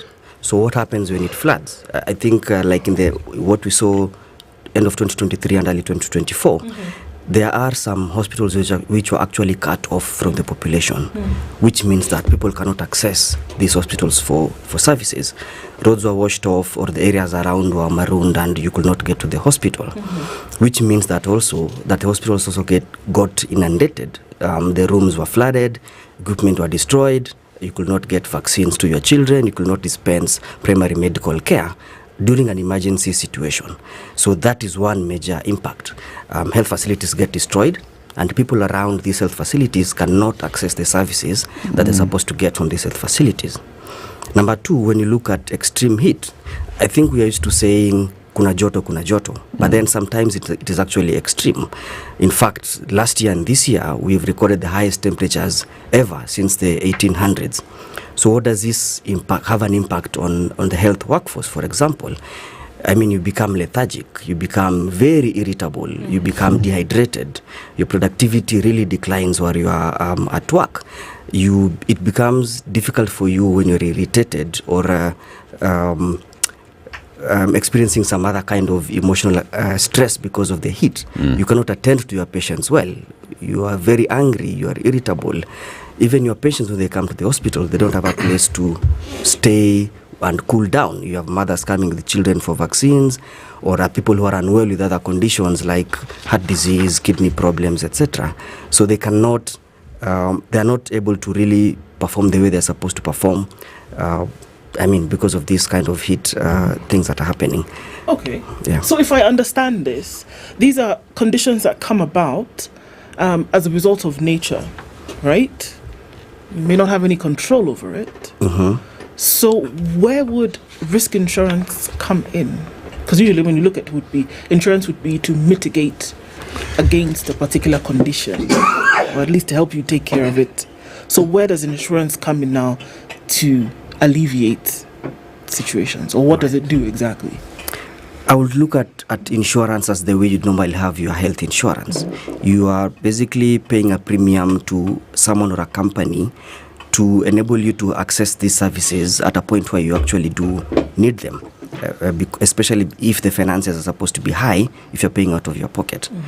In agriculture, as has been mentioned, you have farmers insuring their animals or their crops in case drought or flooding occurs and they cannot get pasture or they die.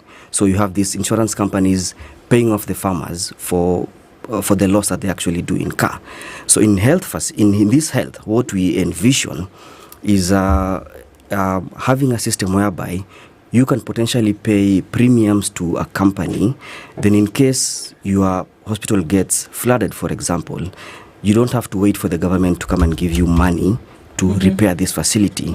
Then you have the insurance company working very fast, giving you the money to actually pay contractors or any other person who would repair the facility and replace equipment almost in real time. I think when you talk about risk, it's not just about the finances and that. There are also measures that you can put in place to mitigate the potential effects of this flooding and heat. For example, you can design your facility in such a way that you have very good drainage. If it rains, you actually don't get inundated by the flooding, like raising the platforms or having very proper drainage around your facility. If you're working in very hot places, such as Turkana or in the Northeastern, you ensure that you have proper ventilation. You ensure that you have water systems for these health workers. They can drink water as they are working so that they can stay hydrated. So these are preconditioned mechanisms. Exactly. Okay. Yes. Okay. You talk about new risks. What were the old risks? I think the risks have always been there. They are getting worse. It's the extremity of the risks that make them new. Actually, we've had bad weather, but the bad weather we're having now is like nothing we've ever had before. Yes. So it's the extremity. Yes.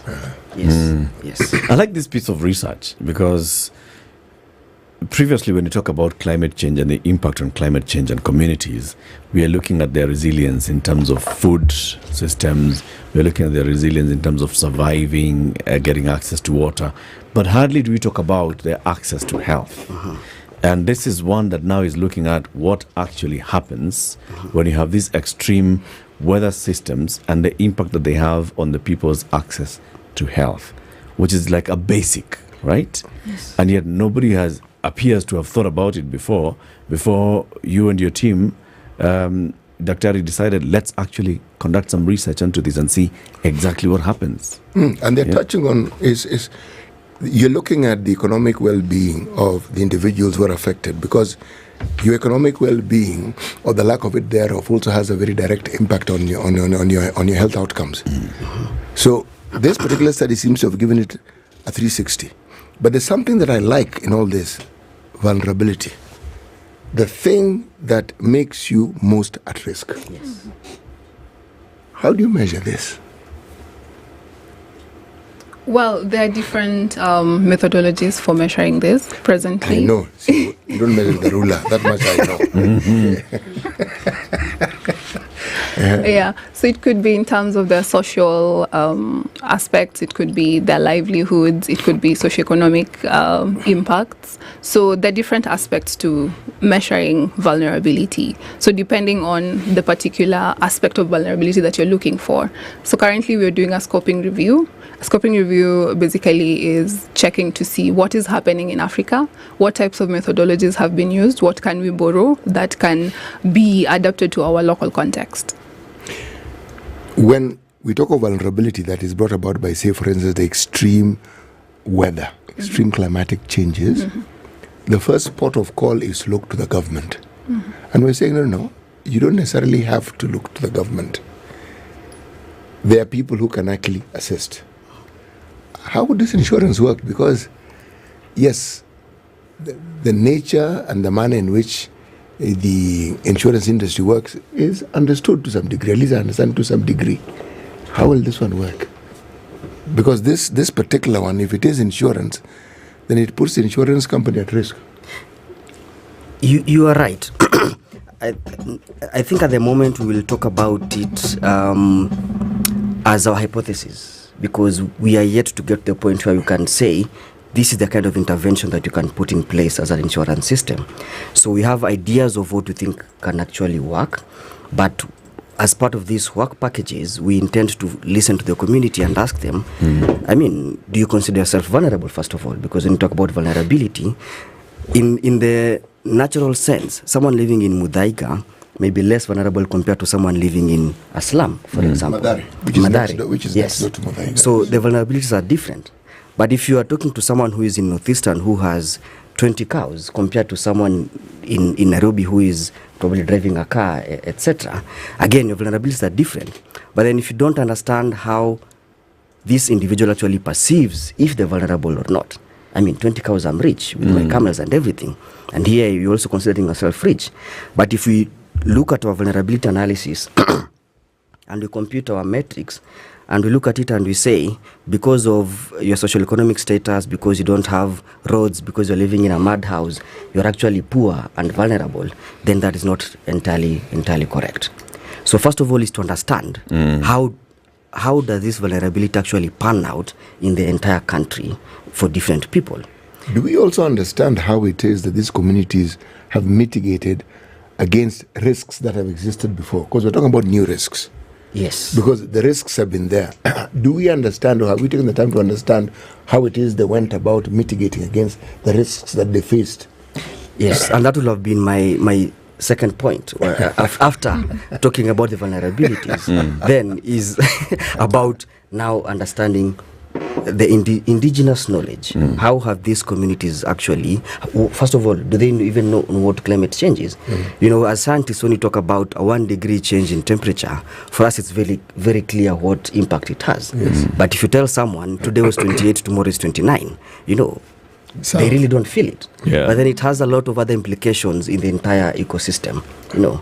So if you talk to communities through like our work package 3 that talks about community engagement and understanding what they understand about climate change, what kind of measures do they actually put in place to mitigate the impacts of climate change, you know, like crop rotation, migration from one place to another whenever they see signs that floods are going to happen. These are things that our grandfathers and other people who have gone before us used to do. So we don't know all of this. We still want to find out what did they used to do. What it means. Yes, exactly.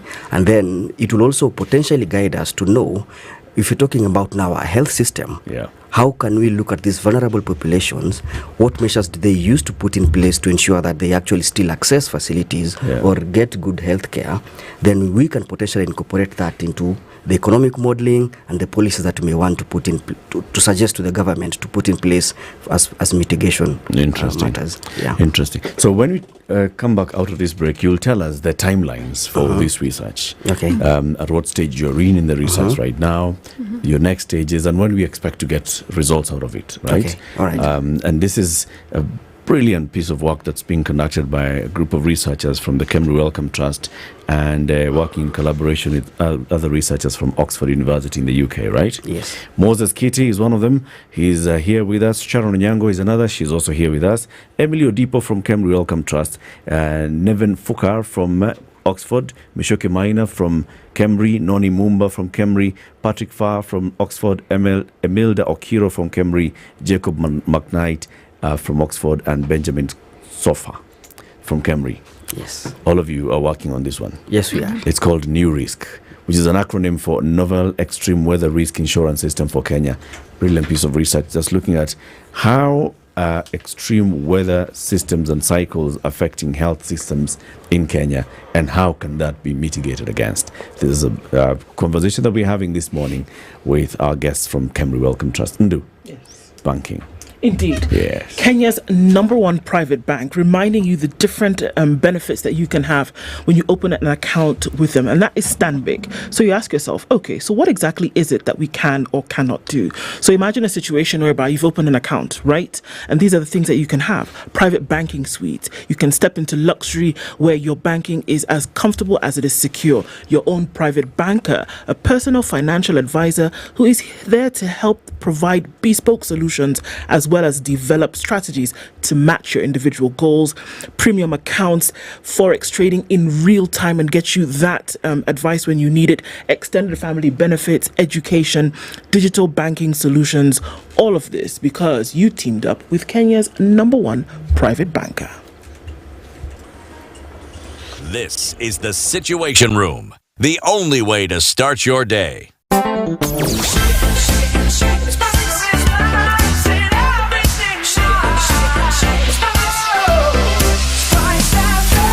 Spice up your life.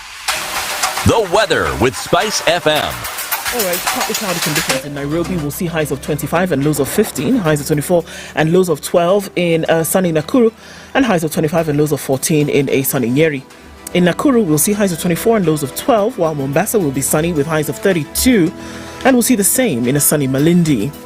At 23, Kisumu is sunny with highs of 30, and at 20, Kakamega is sunny going to highs of 29. Pardon, Kisumu with highs of 30. 20 and mostly cloudy in Kampala with highs of 27, while Dar es Salaam at 27 is sunny going to highs of 32.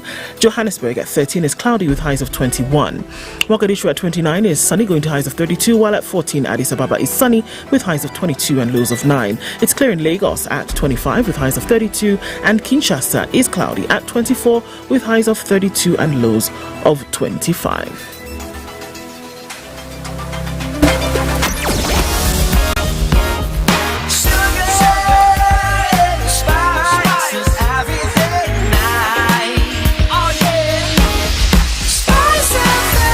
Spice up your life. Mostly busy on the Thika Superhighway this morning, coming into the city all the way through Muranga Road and then to the Globe Cinema roundabout. That is busy. It's also busy on Kiambu Road, busy on Limuru Road, and traffic is flowing quite thick on Lower Kabete.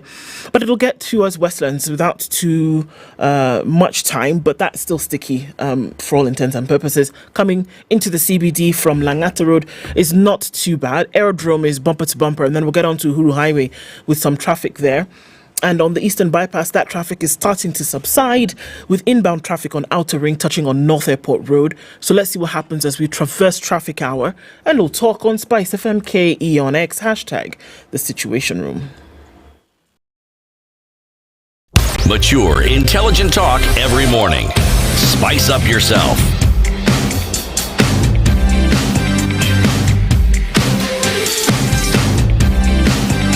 Mornings done right. 94.4 Spice FM, Nairobi. Taifa Pension Fund. We keep talking about this. Taifa Pension Fund. Think about retirement. Think about where you're taking your tier 2 insurance. Not insurance. What's it called? The NSSF contribution. Pension. Yes. Taifa Pension Fund. I'm forgetting the word pension. Okay. Where does your tier 2 pension money go to? Tier 1 by law goes to NSSF. Tier 2 could go to NSSF, or you could take it to a pension fund of your choice. There are 400 plus companies that are directing their pension through Taifa Pension Fund. Is yours one of them? If it's not, it needs to join, because there are over 400,000 employees whose pension is actually being managed through the Taifa Pension Fund. There are hundreds of retirees who are actually right now enjoying their benefits being paid by Taifa Pension Fund. Optimum interest rates guaranteed, claims are settled within 14 days, 24/7 support through online portal, and easy onboarding and also easy clearance. TaifaPensionFund.com. Go there. We're having a conversation about new risk. It's not a new risk, It is the acronym for Novel Extreme Weather Risk Insurance System for Kenya. And this is the new research that's being conducted by a team of scientists from Kemri Wellcome Trust in collaboration with the others from Oxford University. The team from Kemri Wellcome Trust are here, Moses Kitty and Sharon Onyango. Kenya experiences diverse weather patterns, periodically leading to extreme weather events such as floods and drought. The nature, frequency, intensity, and distribution of these has been changing over time. In last year alone and this year, Kenya experienced extreme flooding in 40 of our 47 counties.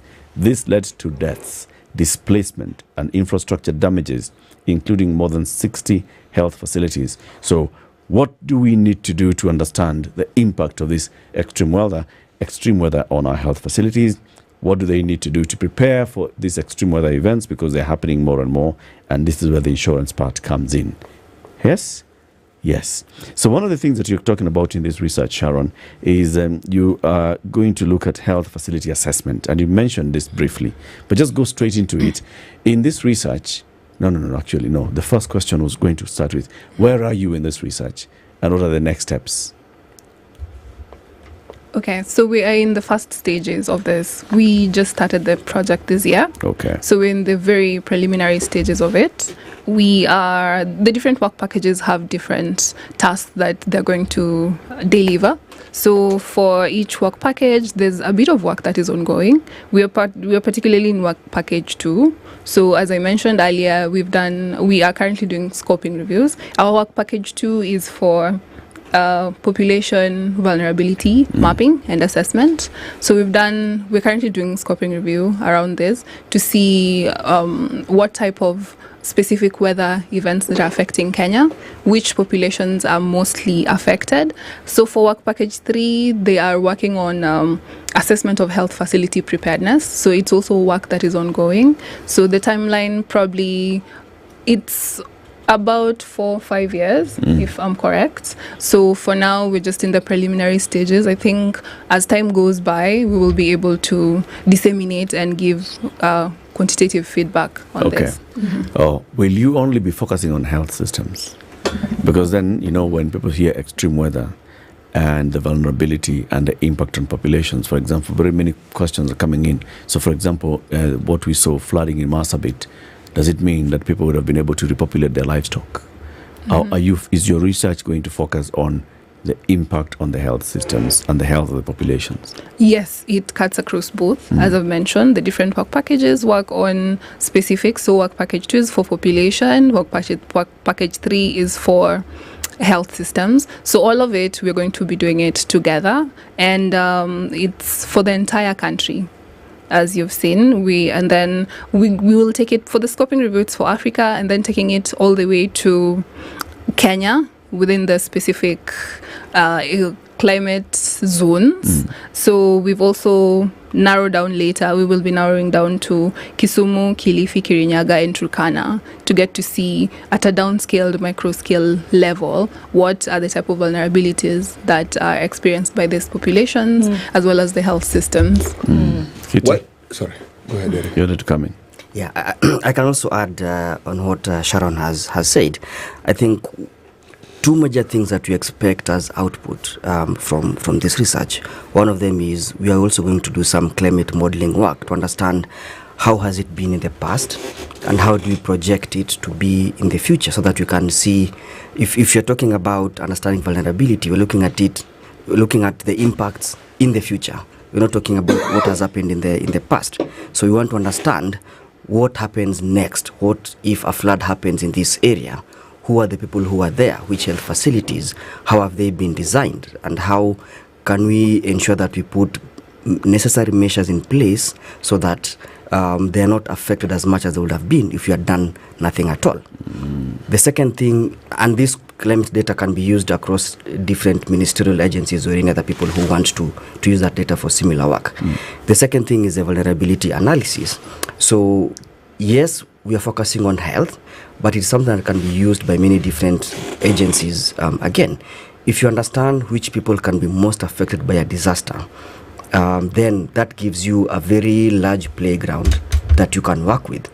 For example, if you think about if there's an accident somewhere and you know this is the type of road that is there, these are the people who are living around this area, they are disabled people, they are elderly people, then you know specifically what kind of help are you going to take to that area. I mean, if people are on wheelchairs, you need to go with, people are disabled physically, for example, then you need to go with facilities which can actually help to evacuate them from that particular area.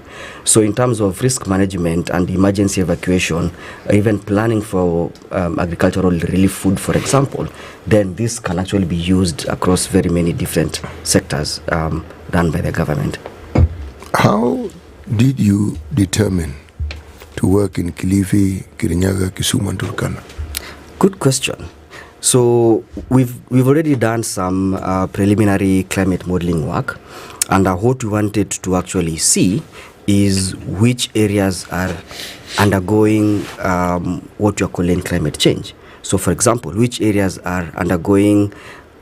have exhibited increases in temperature, for example, compared, if you're looking at now compared to what has been happening in the last 50 years, or which areas actually have more frequent and more recurring flooding scenarios, such as in what is happening in Kisumu. Again, looking at it in terms of where we expect to find vulnerable populations. For example, in Kilifi, we know and understand that poverty levels are high, social economic status are low. We also have a very good platform in Kilifi that colleagues who have come before me have talked about. We have a health demographic surveillance system that has been monitoring people over a period of time. I think over 20 years now, that you can use as a basis to actually understand more the impacts of climate change that has been happening over time. Same for Kisumu, we have a similar system. But a place like Turkana, that's a bit far off. It's a bit understudied, I can say the same. And these are places where we actually do expect also to observe high vulnerabilities compared to other areas that are there in Kenya. So we were looking at areas which have exhibited different climatic changes, areas with different potentially kind of vulnerabilities, areas which will potentially require us understanding the situation, and we can generalize that to other parts of the country that have similar populations or social economic statuses. And Why that can Kirinyaga?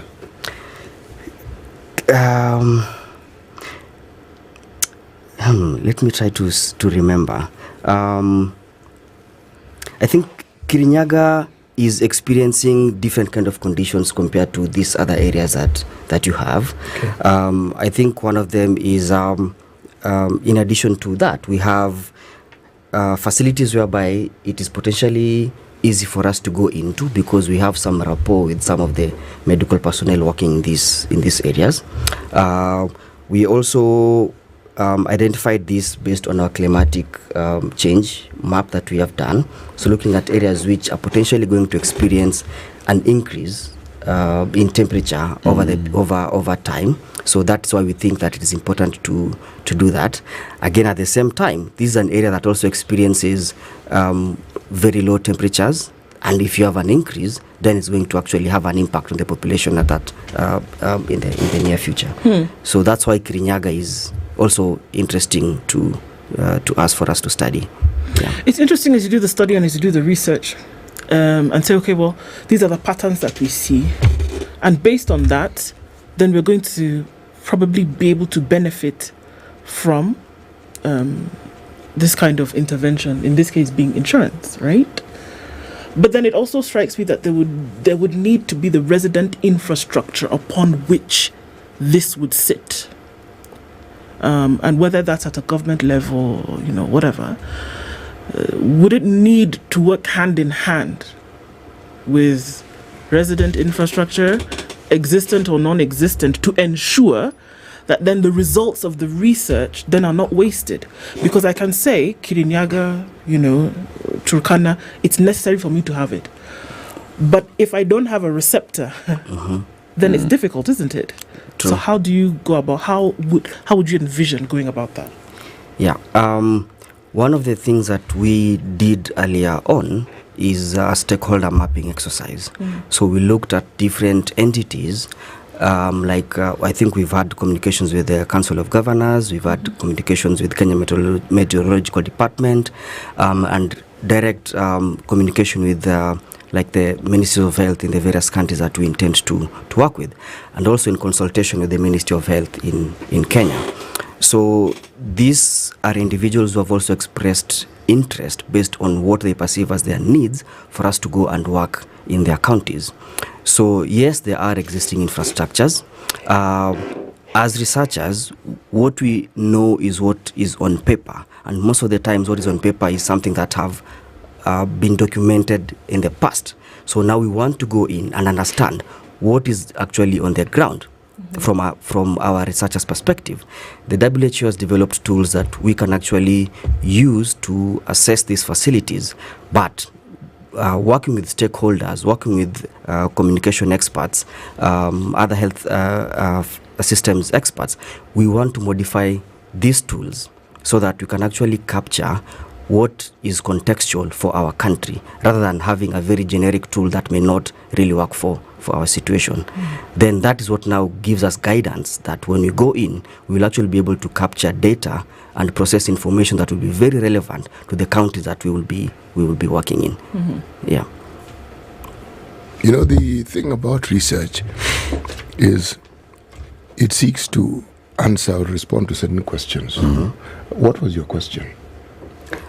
Our question is, the basic question is, can a risk insurance system, can a risk insurance help our health system? That is a basic question. Yes. Valid question. No, it is it's an extremely valid question, because it looks like climate change is with us. Yes, it is. And the extremities that we're speaking of. But then there are those who say that some of these changes we are seeing are not really new. They say that the fundamental difference is that they are occurring a lot more frequently than they did in the past. And more severe. That seems to be what some people are saying. So does this therefore then lend credence to everything adverse that we've heard said about climate change, and how it is that we as human beings are directly responsible for the harm that we are now facing? Yes, it does. And as human beings, we are directly responsible, because about over 80% of what we are now seeing as impacts of climate change are actually brought about by what man is doing in the planet. Burning fossil fuels, like traffic, deforestation, and such kind of practices which are actually detrimental to the environment. So yes, we have had extreme weather events in the past. I think that is very true. What we are now seeing is, as you've said, increasing in frequency, increasing in magnitude, and we, from projections that have been done by climatologists, we're actually seeing that this is going to happen more and more in the near future. As you've seen, I think in the last 2 years, or actually in the last couple of months, we've had wildfires in the US. We've had very severe flooding in Spain, for example. We've had cyclones happening in Mozambique, just our neighbors here. So these are things which used to happen, but not as much as they are happening right now. And the destructive force that are actually impacting on the humans is actually more than what it was in the past. Yeah. There are many fears that the output of your research will come out with data and information that shows that our health systems are ill-prepared, our communities are ill-prepared to handle adverse effects of climate change. And this therefore will mean that insurers will then say, well, I cannot take up this because you're higher risk. Your risk then is higher. That makes insurance more expensive. Instead of it now being of benefit, it becomes an eye-opener to those number crunchers at insurance companies who now start saying that you're more at risk. That's a valid point, and we acknowledge that. And I think what we will want to say is, when you talk about insurance, it's not just about the financial aspect of paying premiums to a company to helping mitigate against future things that may happen.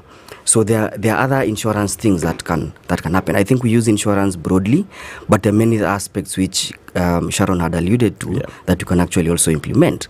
Like, for example, if flooding happens and there's an outburst of diseases, can you take additional health practitioners to go and assist the situation on the ground at the moment? If you are experiencing heat waves in a particular facility, can you improve the infrastructure in such a way that it makes it more comfortable for the staff working there and the patients coming in to be able to sit and get attended to that particular time?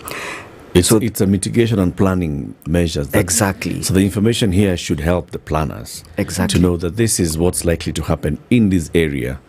When the weatherman says expect the rains to do this and the other in the months of October, November, December in this area, then those who are involved in various departments will know that these people are therefore more vulnerable, and we need to look at how to get food to them. We need to how to send in more health workers there.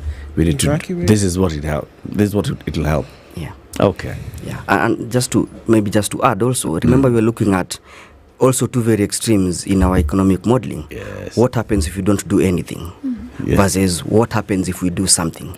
This something, I think, is something where we are still working on to determine.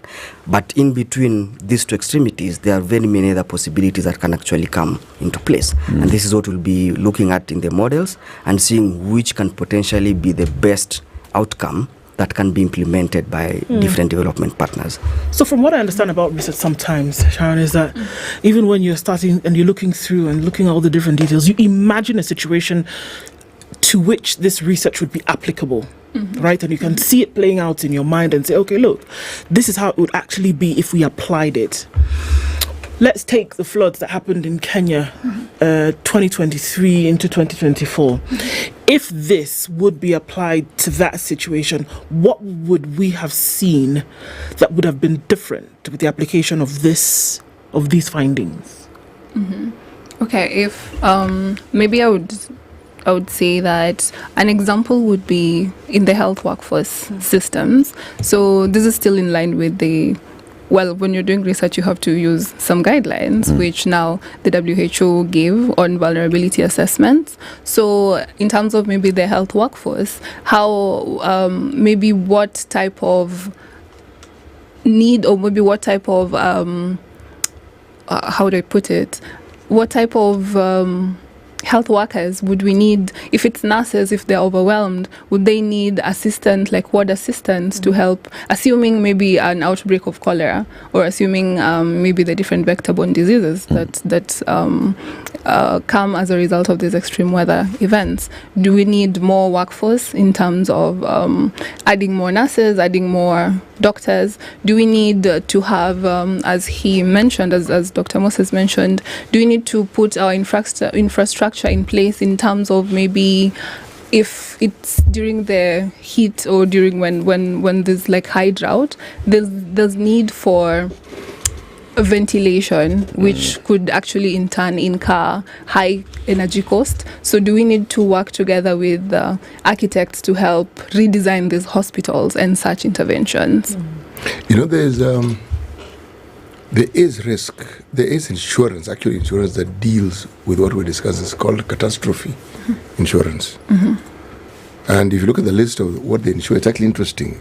Hurricanes, floods, storms, earthquakes, volcanoes. Imagine. Now, just with this in mind, if we are looking at, because what we're looking at here is something that is going to occur more frequently with time, as we've observed. Everything else that I've mentioned here have their cycles, but the cycles were far and few between. They were not an everyday occurrence. When you look at what it is that you are seeking to study, or the question you're seeking to answer, against insurance that already exists for catastrophes, because what we're discussing are catastrophes, can lessons be learned from where these things have been applied to our country? Because I'm not certain we have those types of insurance in this country. I'm not certain. I don't think we have them.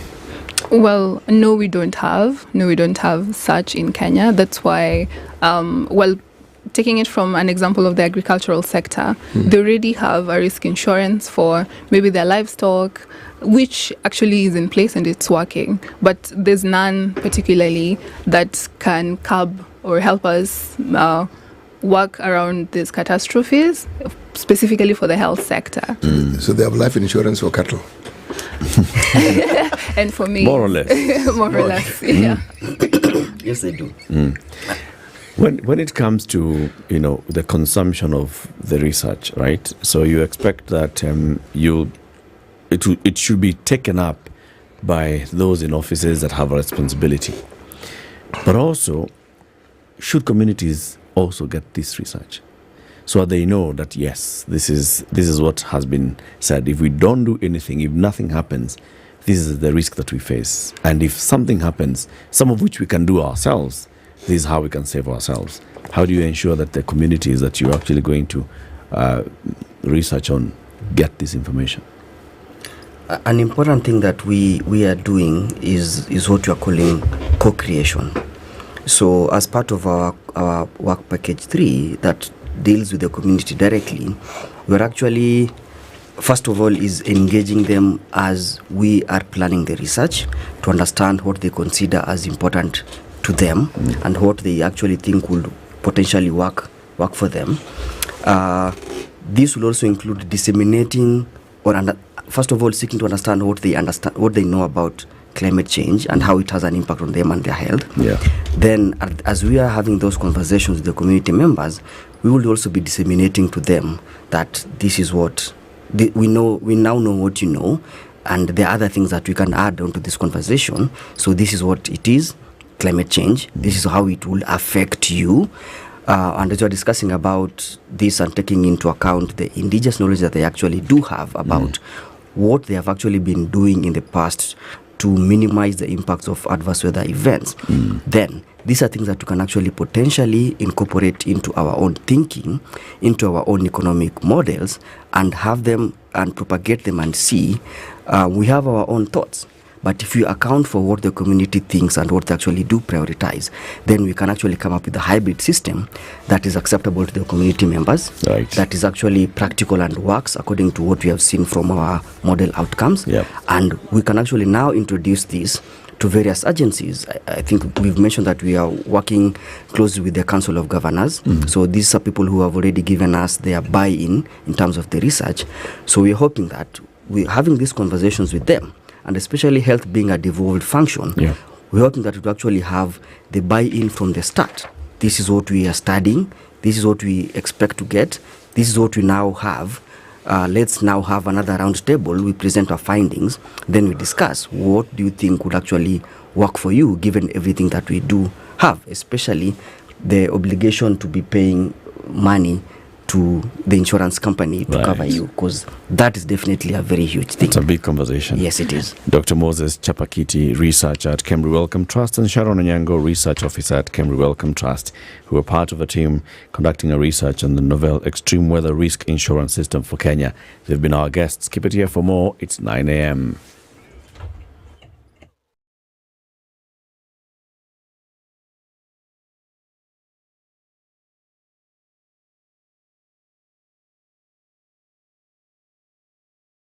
Good morning, this is the News Wire. I'm Leah Ubaga. The National Assembly Committee on Education will today hold a sitting with the WASU and Public University Council Consultative Forum on the matter of the lecturers' strike. The committee will also meet with HELB, the COOPS and University on the new funding model for higher education. The meetings will take place from 10 a.m. all the way to 12 noon.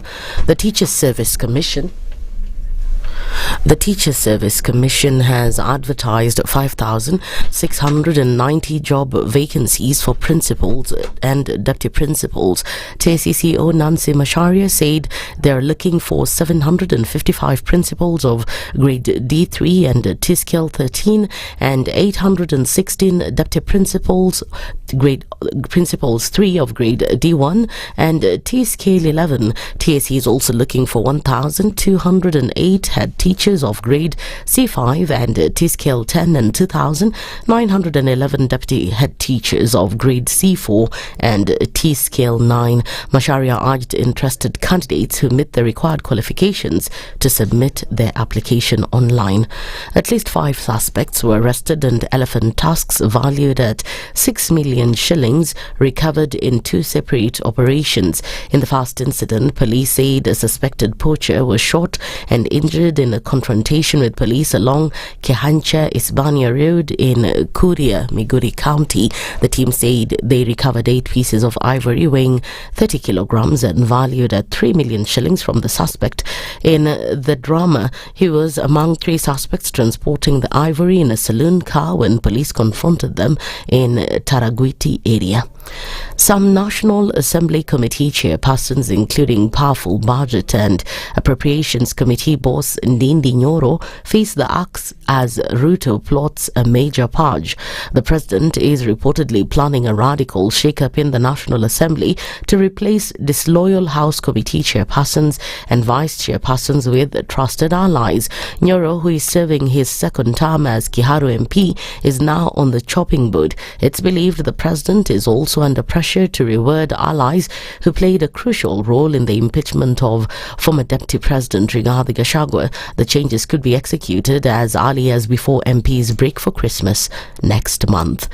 More than 2,000 stakeholders from the national government and other non-governmental organizations are expected to attend the annual economic conference of the Lake region that will be held at the end of this month. The theme of the conference that will be held in Busia between the 27th and 29th is food sufficiency in the face of climate change. While meeting in Mombasa, some of the governors of the 14 counties of the Lake Victoria region, including Professor Anyang' Nyong'o of Kisumu, have said that the meeting will discuss in detail strategies to deal with climate change. The Lake Region Economic Bloc 12th Summit seeks to bring together over 2,000 players from state and non-state actors, mainly in the food security sector, to discuss and develop practicable solutions to climate change. It is therefore our humble duty to welcome all national government agencies operating within the Lake Region Economic Bloc counties, and that is the Lake Victoria Basin in general, including our development partners, to join us as we take Lake Region Economic Bloc and devolution to a new height. On his part, Busia Governor Paul Otoma has expressed Busia's readiness to host the conference. As we have heard, the theme is about food security in view of climate change. We are one of the region that is spearheading the blue economy for Kenya. And you understand that it is one of our major undertaking as a country to develop the blue economy as the new frontier for job opportunities, for industry creation for our young people. And the Lake region is taking a leading role, and we will be showcasing this. So we just want to welcome you in the region and to sample also the western circuit of the famous Kenya tourism circuit. And in the international scene, US President-elect Donald Trump has picked his former immigration chief Thomas Salmon to serve as border Caesar in his new administration. The role places Homan at the center of Trump's plan to deport large numbers of undocumented migrants back to their home countries. Homan is expected to tighten entry into the country at the US borders with Mexico and Canada, a role President Biden assigned to Vice President Kamala Harris and was a major policy agenda in the recent election. That's the News Wire. I'm Lydiah Ubaga.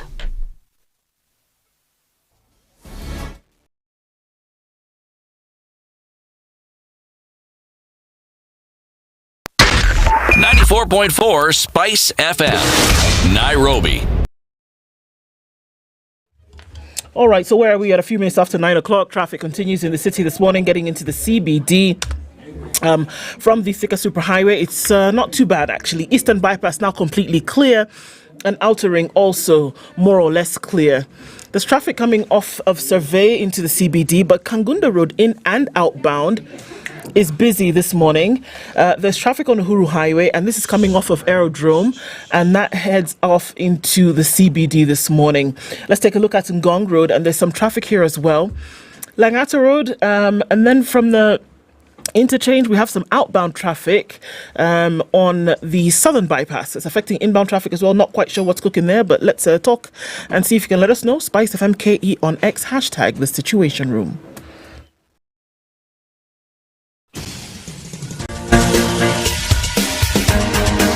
This is The Situation Room, the home of hard-hitting political commentary and penetrating insights about the state of the nation. This is a talk radio experience like no other. The Situation Room, a place for hard truths, debates, and elevated conversations. The Situation Room, witty, political, engaging, deep, controversial. In the room, we have C.T. Muga, researcher, academic, seasoned political observer, a fountain of wisdom in these politically uncertain times. Ndu Okoh, Nigerian by birth, Kenyan by choice, communications expert, Pan-Africanist, a truth seeker and believer in people power, and Eric Latiff, agent provocateur, the man in the chair, seasoned journalist, news hound, a man who believes in punching up, not down.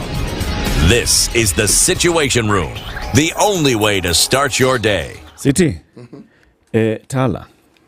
Yes. You know, we've been telling people about Tala. And there are many people, Tala are telling us there are many people who have actually downloaded Tala and they've signed up for Tala. And some have even started taking loans, some are doing repeats, and they're growing their limits. Yes. Which is a good thing, which is what you ought to do. Yes. Yeah, why? Well, you determine the limit you have when you keep your word. When you borrow and they ask you how long you want it for, and you pay within the stipulated time, well, then that is really the way to grow the limit. Yes, exactly. But you're asking me why? Well, life being what it is, you do need companions, people who can walk with you, people who can hold your hand. Yes. Now, the financial hand-holding partner who does the very thing that we keep saying, that in the event of an emergency, you require money, you don't have it. The people you normally ask to assist you don't have money. What then do you do? That's where Tala comes in. That's where it comes in. That's where Tala comes in. Yes. See? And they not only lend you money, they also give you an opportunity to pay as and when you want, from day 1 to 60 days. That entire period, it's up to you. You decide when it is you want to pay. You decide. Yes. You decide. Yes. Very good. Now, our next conversation is going to be about the African Union Commission chairperson's position that falls vacant next year, and Kenya has a candidate. And that candidate is the Right Honorable Raila Odinga, who has launched his bid officially. And then there's news. You'll read that for us, that news, Ndu. Yeah. You'll read for us that news. So our guest is going to help us understand this and just look at why does it matter that Raila is a candidate? Why is Kenya making such a big deal out of it? Why the fuss? Professor Noah Midamba is a foreign policy and defense expert who will also tell us, so what happens? Raila has launched it, so then what? Where does he campaign? On top of vehicles? Does he have to go to every country and say, mimi nimekuja hapa, nataka kuwa chairman? What happens? How does he campaign? Prof, good morning. Good morning. Karibu sana to the hot seat of the situation. Karibu sana. You look dapper, man. Thank you. Thank you. You look very well dressed. Well, I know I was coming to Situation Room. Very good. And I know it's very hot in here. Very good. So I have to be careful. Yes. I thought about coming with my regalia, chief regalia. But I decided that, I better be who I am. Very good. Right. Yesterday we had a guest here, seated right where you are today, Prof. His name is Abraham Ogenge. He's head of personal and private banking at Standard Bank. And he talked and described the kind of customer that he's looking at. And I think you fit the bill. You fit the bill. So when it comes to private banking, you know what you get? You get world-class trusted advisor.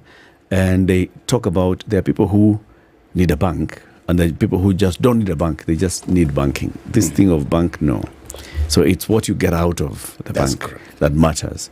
That you get a trained, trusted financial advisor who says, all right, Prof, so this is where you are right now in your life. this is what you have, this is what you've worked hard, you've accumulated. How do we make it work for you? And then also, how do we make it work for those that are your beneficiaries, both right now, and how do they get to understand this wealth? That's an important bit, isn't it? Yes. Yeah. No question. So they said, and in fact he showed us a card here. It's called the Metallic MasterCard World Elite Card. Yes. Somebody like you did have such a card. Well, tell him about it. Card. You have to. I have traveled in this world more than most people will ever do. Very good. And given my background, which is just let you take a few minutes. I left Kenya in the mid-70s. Went to America, to school, completed all my school, 6 degrees and all. During that time, I spent a lot of time working. So instead of my father, who was very close to me, my son, I will be sending you money. I told him, instead I will send you money. Very good. I worked through, I earned every single thing that I did in America. I learned a lot, and I had incredible opportunities, which I taught at 7 universities. And then I became the first black person in the cabinet of Governor of Washington State. And then I also ended up in a very senior position in the intelligent national security of United States. And eventually, before I left, returning to Kenya, I was vice president of Kent State University, which is the 3rd largest state system. And I came back for a lot of reasons. One, the day my father escorted me to the airport, he said, "My son, you must return to serve your country." And while I'm in America, I realized that people like me, who are well established in America, are not thinking about Africa. They're not coming back.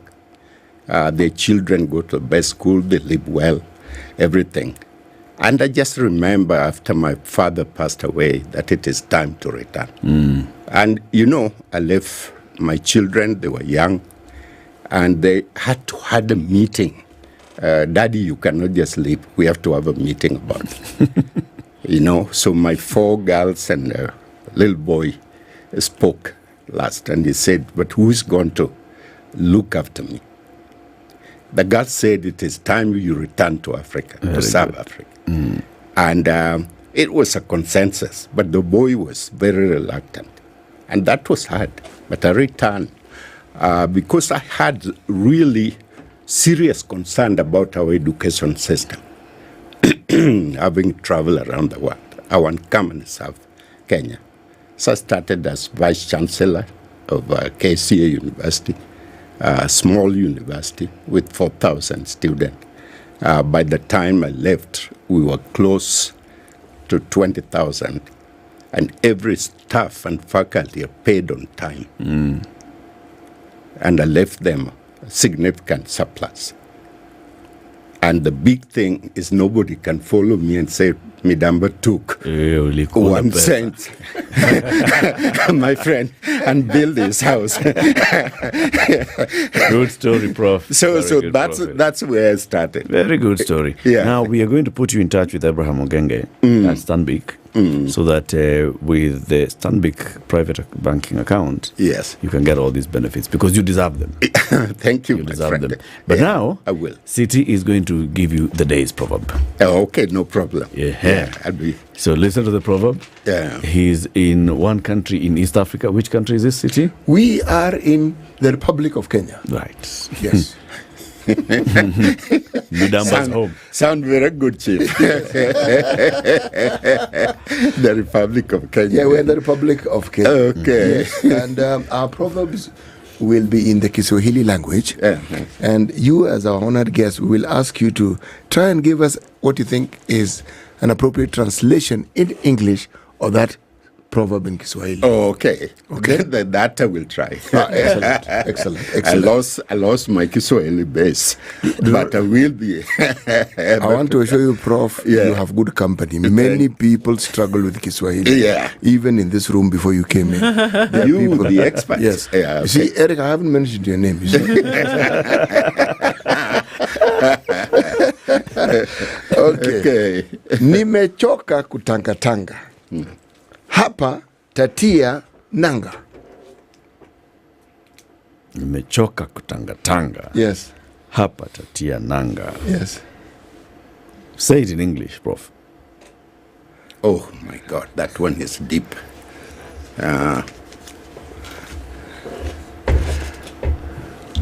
Nimechoka kutangatanga. Hapa tatia nanga. Nanga is the one throwing me out. Nanga is an anchor. Okay. Makes sense. Stop wandering around, anchor yourself, and begin to solve problems. Very good. Excellent, actually. I got close. No. Right on. Oh, spot on. Yes. Someone has texted me and told me there's a Kikuyu hymn that goes something similar to this. Ninjangete okura ya imetanga tanga. Yeah. I've heard of that many times. telling the Lord I've come. He's like, the prodigal son. Nimerudi. Nimerudi. Yeah, I've been all over the place. Yeah. And now I've come. Thank you. Now I've come. Yeah. Thank you, Prof.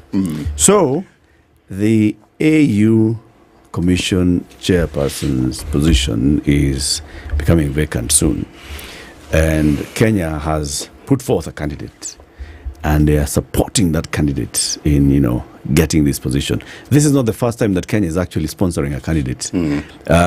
Musa, the current president, the current chairman, faced stiff opposition from Kenya. And where Amina Mohammed, my friend, was right there in it.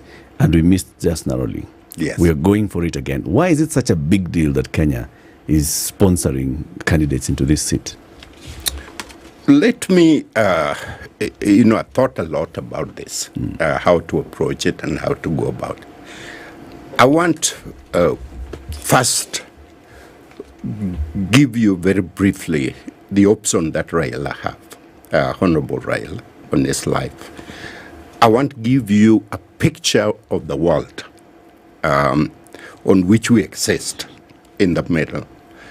And then I want to talk about why Kenya deserves, at this particular time, to put forward a candidate who is competent, qualified, passionate about what Africa ought to be. And so then we summarize and go from there. I'm always a teacher, so that's the way I look. I think, ladies and gentlemen, Raila has so many options right now. One, he can continue the muddy politics of Kenya. My older brother ran against Okeke Maya and lost with 5 votes, 1, 2, 3, 4. Which means he didn't lose. Only for us to find tins floating on the river filled with it. And that's when I decided I'm not going to run, for anything in local politics.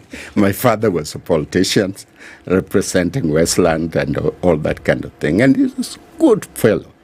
Then he can devote his time for his family, and his businesses, which probably ignore for a long time. He can pick up golf club and spend time in the clubs with friends, relaxing and hitting the small ball. That is a trend in Kenya as well. And I think he can also do one thing that people are talking about relatives. He can go to Bondo, and sit down and watch birds sing from the sunset, from morning to the sunset. And summon his grandchildren every so often. Grandchildren, come and visit him, and he's relaxed down there, he can do that. But I think Raila is more than that. Under his belly of what I know about him. And I've not spent as much time with him as other people have done. But under his belly is burning. Africa must be able to take control of itself. The message you begin with today, wondering, need to anchor. Africa need to anchor. And he's passionate, so seriously passionate about that he will do everything. And so I'm saying this, gentlemen, because I read some of the messages coming out to Kenya, people writing back and forth, it's more Ruto compromise, or he let Gen Zs down, he did all that. I think people misreading who Raila is and what he's capable of. Remember the beginning, Jamal Abdul Nasser, remember Nkrumah, remember Haile Selassie, remember Julius Nyerere. These people had wisdom. But it was Nyerere, particular, which I resonate about his thinking. Nkrumah and the rest want United States of Africa, drop everything and all that. But Nyerere said, wait a minute, let's begin region by region. Let's collect the region, East Africa, let it work, and then combine the rest of Africa together in order for it to work. Because Nyerere, gentlemen, had really the thinking of what has happened globally in the world. First World War, Second World War. First World War, we created the League of Nations. And the League of Nations came to kaput, end, could not work. Then we created United Nations. And United Nations has existed right now for several years. Again, we are now questioning the use of United Nations because Israel has basically kicked them out and said, we don't need you in our country. Now, so AOU, which we created in 1963, also came to a deadlock where we said, it's not working for us. We're kicking it out. And then we recently created AU. Now, if we are not careful, very soon we are going to say AU is not working. Are we not already there? Yes, so already it's not working. And so you need somebody who's really passionate, charismatic, and to governize people, who can sit in every capital, every president office, and say to the president, we need you.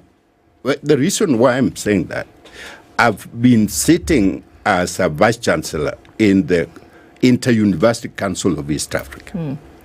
And Inter-University Council of East Africa require member states to pay their dues so that you can get the same service like other people. Kenya consistently paid their dues on time, amazingly. Tanzania always do the same thing. Some countries don't pay their dues on time. And yet they expect the same service. If we get so many scholarships, they say, no, 4 belong to me, belong to us. Now, how do you get it when you have not paid your dues for 2 years? So, gentlemen, ladies and gentlemen, we need to go back to the drawing board of Africa and take a look at who are we and where are we going as people. Because the reason why I'm saying that, there are 3 world flashpoints right now. The first one is Russian-Ukraine. The second one is the Middle East. And the third one is China-US. Those flashpoints can end up be the beginning of the Third World War. And if we have a Third World War, don't think Africa is going to be isolated. There's going to be fallout to a point where we are not able to see the sun from morning if we use thermonuclear war. Prof, can I jump in here and ask you if the focus of our conversations today should be about reviving or even just reinstituting what should be one African body and what needs to be done? Or should the focus be on why Raila Odinga is the man to do that? Or are we looking at a concert of both of those ideas? Both. But you cannot separate. You cannot separate one from another. Can we not? Yes, and I'm coming to it in just a minute. If there is going to be a world flashpoint and there's going to be a world war, Africa will not be isolated. Africa, I describe, I'm teaching 70 students from 16 African countries right now. But I describe Africa as the biggest island in the world, with every resources you can think about. Potential food that can feed everybody. Natural resources we can use to re-engineer, reinvent, and create a system in Africa that the world has never seen. For instance, Ethiopia just built the Aswan Dam, the Renaissance Dam. That's the biggest dam in Africa. Yep. The most amazing thing is it's done by Ethiopian resources. They didn't go to IMF, World Bank, or anywhere to borrow the money. Can we do that? Yes. The answer is yes. But it requires commitment of people. So the challenge in Africa are many. Number one, I can tell you, and you'll be surprising, is climate. People sitting and say, oh, it always rain and always. No, it's not going to be always rain. There's going to be tornado-like environment which will wipe the whole place. And then rain comes very heavy and disappears. But Africans for years were used to a tradition where rain comes at certain times, and they can project when the rain comes and when the crops need to be, when to harvest, and it's not going to be the same. So what thinking can go into Africa that will revolutionize and change the way we do agriculture? Because basic food, when people are hungry, they're going to act up. Prof, it sounds like you should be the candidate. My friend, I'm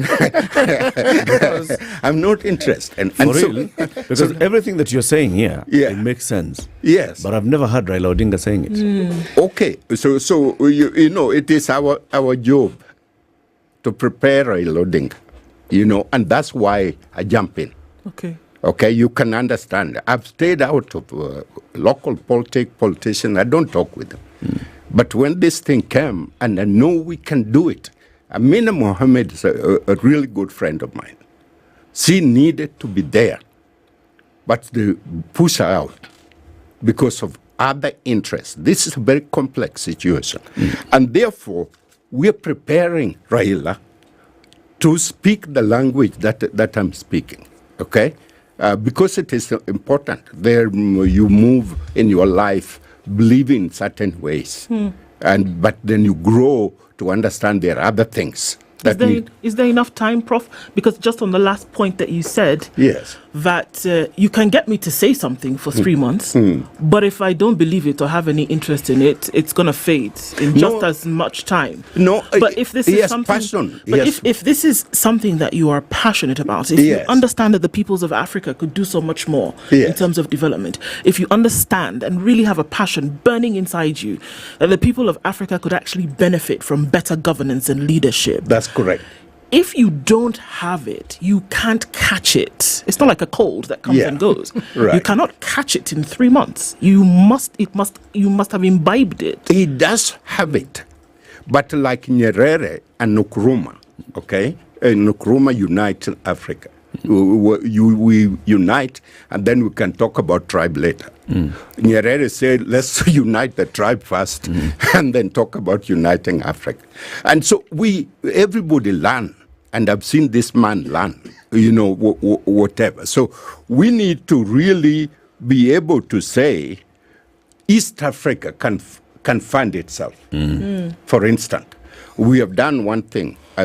Now I'm working with a passport that says East Africa Community. And I'm listening to the East African anthem. It's beautiful. when you listen to it. I don't know if it was influenced by Tanzania, but they claim to be. But I like it. I like the tune. I like everything when you sing it. So when the trade between Uganda and Kenya is the most important trade, DRC Congo has $32 trillion worth of natural resources. If there is a governance and management and Africans are able, plus timber and soil that can feed the rest of Africa. You understand? But when you look at it, DRC Congo is one of the poorest countries in the world. In other words, we got independent, okay? Political independent. But we didn't got the anchor you're talking about. And therefore, it is time that AU structurally change, AU focus on empowering regional bodies so that ECOWAS does not become a useless meeting. A two-member. Yeah. That's why the young soldiers in Mali. Said no, we don't want to be part of it because it's a talk. But so you need to empower the 5 regions. Is Raila the man to do this? Raila is the man to do it. How are you going to get Raila to say exactly what you're saying? Because the reason why I'm quiet, it isn't often that I want to sit and listen to someone saying something which makes a lot of sense. And I'm listening because what you're saying makes sense. Thank you. How will we get Raila? No, sorry, not we, you. How will you get Raila? Yes, believe and say. Yes, the government just pull in a group of a team in Kenya, which I'm very pleased with. Former diplomats, professors, all those kind of people, and divided us into 5 teams representing every region. And these teams are talking and debating. And basically what we told the committee, this needed to be the beginning of everything, such that the messaging going out to the rest of Africa need to hear. Now, as I was telling you folks, we have a problem. But this problem is out of hand because we spend a lot of time individual accumulating so much money out to the public and not caring about this issue. Why am I saying this? Lee Kuan Yew, which is quoted a lot of times, and the best thing you can read is a letter from the grave, the letter he wrote before he died, had 2 choices. One, to become one of the richest people in the world and be listed in Forbes magazine, or to empower his people from the bottom up, like we were talking about, and make everybody middle class and be happy of the countries he had created. So that's what Lee do. He didn't die as the most as the richest man, but he died out of a great country. He left a great country, which is a model and example to everything. These things we should not continue just talking about it. Because we have the resources right here where we are. We have a huge debt. Africa is suffering out of huge debt. Why are we borrowing this kind of money when we can do it ourselves? The rail system we just developed cost us twice as much as need to be. Okay? And it's 1 gauge. In Ethiopia, they built 2 gauge, and longer than what we have. And it's cheaper than what we did. So we need to be able to reinvent ourselves to do this. So what we're asking is, I can go over a list of issues, healthcare, education, everything. What are we asking to whom? Yeah? What are we asking? What is who asking to whom? We are mandating Raila that he must take leadership in these areas. In this area. Voila. Okay. Yes, Okay. that's what we're saying. Let's take a break. Yeah, we'll come back. 24 minutes to 10. Our guest this morning is Professor Noah Midamba. He's a foreign policy and defense expert, one of those experts that are working behind the scenes in the campaign for Raila Odinga's bid for the AU chairmanship position. When is the election? Elections coming up, is it in February? Yes. Yeah. February 2025. February 2025, yeah. All right. We'll continue that conversation shortly. Yeah. Meanwhile, www.taifapensionfund.com, taifapensionfund.com is where you want to make sure that all your pension is directed to, okay? So your own individual pension, you can actually sign up with Taifa Pension Fund. Or if you're an employer, you can sign up so that your scheme goes into the Taifa Pension Fund for your employees, all of them. There are very many others like you, Mr. or Mrs. Employer, who are on board a Taifa Pension Fund. Over 200 employers, over 400,000 employees, many retirees who are already benefiting from this, and it has very many benefits. Just go to taifapensionfund.com and learn more about it. This is the Situation Room, the only way to start your day. Investing for your future can be overwhelming, but with Taifa Pension Fund, you can rest easy knowing your savings are in good hands. Our expert team of financial advisors will guide you every step of the way, ensuring your retirement goals are met. With Taifa Pension Fund, you'll enjoy affordable contributions, flexible and diversified investment options, and optimal returns. Start planning your retirement today. Call +254 11 111 4000 or visit our website www.taifapensionfund.com. The weather with SpiceFM. All right, so looking at sunny conditions in Nairobi this morning, we'll see highs of 25 and lows of 15, highs of 24 and lows of 12 in a sunny Nakuru. And we'll see highs of 25 and lows of 15 in Nyeri, where the sun is up at 18. 19 and sunny in Eldoret with highs of 24 and lows of 13, while Mombasa at 29 is sunny, highs of 32. And we'll see highs of 32 in a sunny Malindi. It's 24 and sunny in Kakamega and 25 and sunny in Kisumu. Looking into a cloudy Kampala, going to highs of 27, while Dar es Salaam is sunny at 28 to go to highs of 32. Lagos, I beg your pardon, Johannesburg is cloudy at 15 with highs of 21, while Mogadishu at 30 is cloudy. It's 17 and sunny in Addis Ababa, going to highs of 22, and into Lagos at 26, highs of 32 and lows of 25. Kinshasa 25 is sunny with highs of 32, and we're looking into a sunny Beijing Tuesday afternoon, going to highs of 17. It's 9 degrees and cloudy in Paris, while London at 7 is cloudy. New York at 13 is clear. Mature, intelligent talk every morning. Spice up yourself.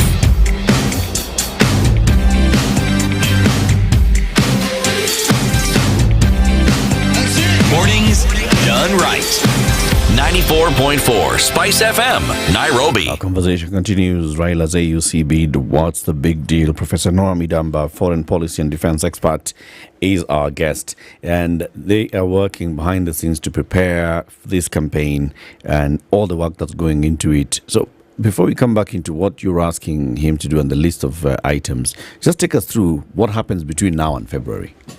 What happened is the processes begin in a sense. Africa chairmanship goes in rotation, and this time is the East African rotation to provide the chair. Prof, I just want to ask, what informed this idea of the rotation? Well, that I cannot give you direct answer, but it makes sense for me because if South Africa is the chair for this time, then you need to move to other part of the continent so that you have a balance, just like the UN system, security and all that. See, why I asked the question, it reminds me of the canton system in Switzerland and the way they rotate the presidency. Okay, it is known. This time it will be so and so. So the region decides who they are going to best candidates. Yes, the best candidates they put forward. Exactly. But the entire body, the African body, there are 32 people, member state that must vote. Yes. For you to become the chair. You see, that we have such a system tells me that we are not starting from nowhere. Good point. We actually have something that tells us that we have understood the need to work together. Correct. And to work in a manner that does not cause a lot of angst amongst the fellow members. Now, the next step, which is what it is that you're talking about, that has always been a tall order. So is it that people don't know what needs to be done, or is it that we say in Kenya that there is a leadership deficit? It's something Kenyans like saying. Is it that we do not have, or we haven't had somebody who can actually push the agenda that Africa needs in order to achieve this? Very good question. First, when very good people get into beer hall, and after about 30 minutes, they come out. They're very good people, very bright. They know exactly what they're talking about. When they come out, what do they look like? So the point I'm trying to drive here is we have wonderful, trained, highly educated Africans. Let me go beyond that. But when it comes to really making sense and prioritize what makes sense for Africa, it's like they're drunk people, and then the outside people are coming in now to guide us what to do. The kind of active politic from the big powers, the US, Russia, China, then you have now the Middle East and everybody coming in to make sure that the person elected is the person they can kick back and forth and serve their best national interest. And so there is intense, right now, intense lobbying, to have that person, because that person can now begin to make Africa work, or can continue to be subservient to serve the best interest of all these people. And Africa, my friend, we are tribal.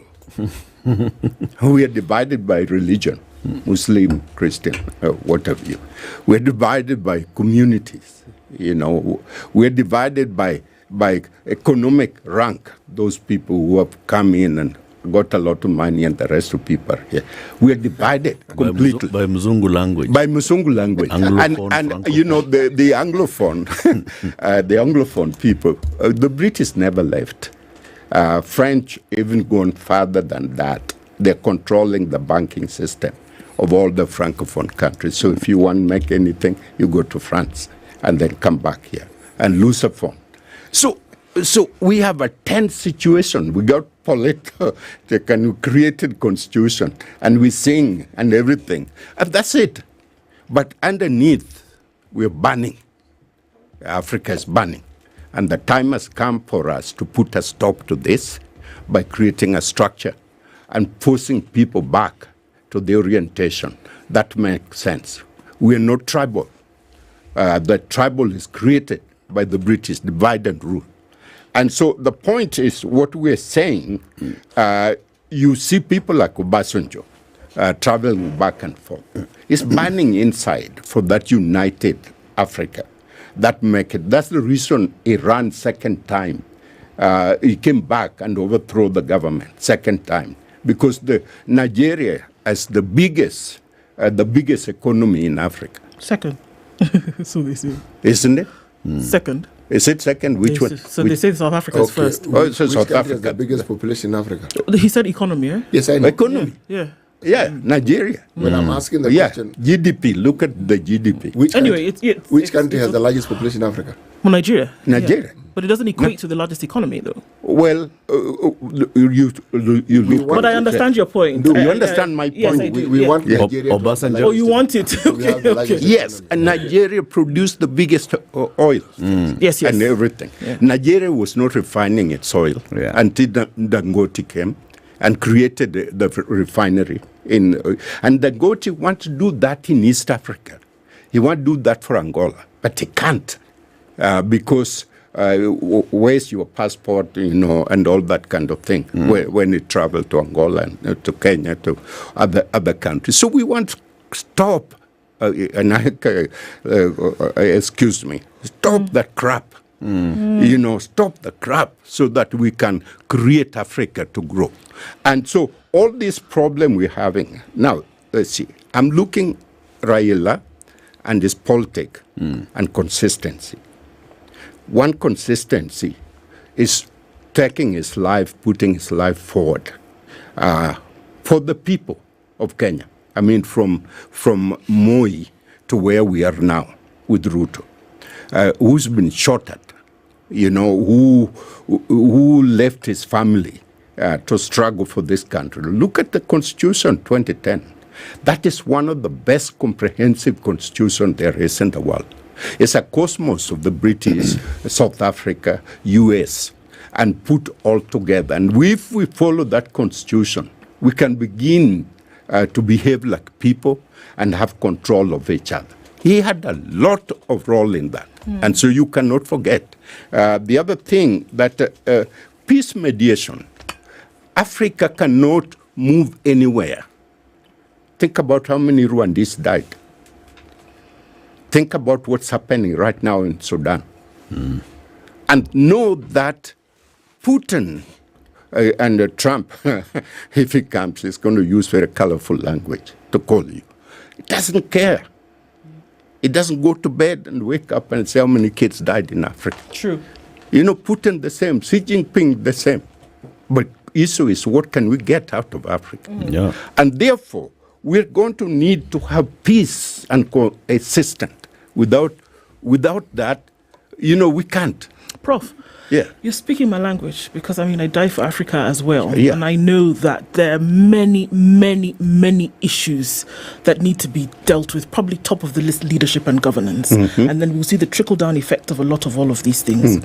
And here we are having a conversation, and I'm still going back to what you said about what we are going to tell Raila Odinga, that these are the things that he must speak. These are the things that he must say he is going to do. But I'm still worried that maybe he's not caught that fever. No, he is beginning to. Oh. Okay? Let me tell you, I'm watching him. And otherwise, I'll not be here talking about this thing, because I kept out. I don't want. Previously, I kept out. They have asked me, Prof, let's bring you here to serve as the only person that I got very close to working like that with was Maina Mohammed. I serve as the chair of resolving Kenya conflict, Kenya people, value system. I serve on that. And so what's governing Kenya right now is our work.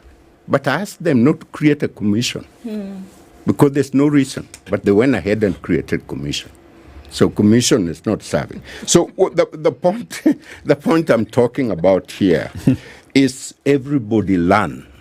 Okay, you hear what I'm talking about? He want African Union. African Union is not going to come from the sky because of the Arab North, the African. Down here. South of the Sahara. South of Sahara. And why is Africa divided south of Sahara? So one thing is to solve the conflicts we have within ourselves. The issue of Somalia, the issue of Ethiopia and Egypt. Ethiopia built the Renaissance Dam. Renaissance Dam will serve the entire Ethiopia and all neighboring countries, including Kenya, including Sudan, including Somalia. That's what Renaissance Dam. Egypt is threatening to blow it up. Yeah. Egypt has the biggest air force in the continent of Africa. Is it going to use it to destroy development? Who's going to stand in front of the president of Egypt and say, this is wrong? And collectively as Africans, let's solve this in a different way.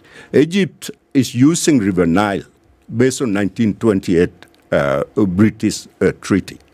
Kenya need to use River Nile. Uganda need to use, South Sudan need to use River Nile. We need to agree, Ethiopia need to use River Nile. We need to agree on solution on what is going to benefit the upstream and downstream. Prof, the things that you're saying are radical, right? And for the structure of the AU, like you're saying, to be reshaped, rejigged, that needs a lot of radical work, right? City needs a lot of work that needs to be done radically. That needs to that needs a leader who actually just stands up and says, you know what, guys, this is it. This is it. This is how we have to go. First of all, a leader who's persuasive enough to bring everybody to the table, to bring everybody on board. I'm sure everybody in Africa agrees, but then everybody in Africa at the same time has very many other interests that force them to have a certain conversation a certain way, like you said. There are external factors at play. How do we get a leader who will do all those things? Who will bring the African leaders to agree to say the thing that they all feel? That we need an African Union that is strong and that works for Africa. You know, John Kennedy, the former president of the United States, had some of the best advisors you can put together. Barack Obama had some of the best advisors. I was a campaign manager in Cleveland, Ohio for Barack Obama. But he surrounded himself with not yes people, but the kind of people who can articulate what need to be done and debate him so that he understands that this is what is needed. Does Raila have such people? Well, you are asking a very tough question, my friend. Oh, yes, I am. Yeah. He must have those people. Yes. Does he? Yes, there are some of them, then some of them are not. There are a lot of yes people. A lot of yes men right now. You see, this is the issue. This is the issue, Prof. Look, if he hasn't done it before, and then he goes into this seat, what makes us think that he's going to do anything different? Okay, I'm coming. So this is the expectation that, you know, some like you will have of him. And then there's he himself and what his expectation is. I'm coming to that. There is a space where you serve the local muddy politics, where you're really muddy. And there is UN and there is Africa, where it's elevated to the north. People are looking for specific what you're putting forward. Okay, President Kagame is creating one of the best governor school in Rwanda, and he's done some things in Rwanda. Everybody can criticize him. Oh, he's so arrogant. Oh, he's so do. No, look at the kind of car he drives. To give you an example, and look at the discipline he has created in his country. So we need to use our own example of what works in Africa to restructure OAU and to bring the north and the south part of Africa together such that we're working for a common goal to make this island, feed these people, provide the best education system, and create a future where everyone is fed because we're capable of doing it. And so it is us, it's like incumbent upon. Now let me look at what has been achieved. Right now there is Pan-African group which is based in the UK, and they do a lot of collective research, find out where things are. They've done a survey, and in this survey, Raila has 52% of the four people, how many are there? There are four people who are running, who've been selected. Raila has 52%. The second, Mohammed Ali from Djibouti, has 33%. And the next one, Richard James, has 9%. And the last one has 4%.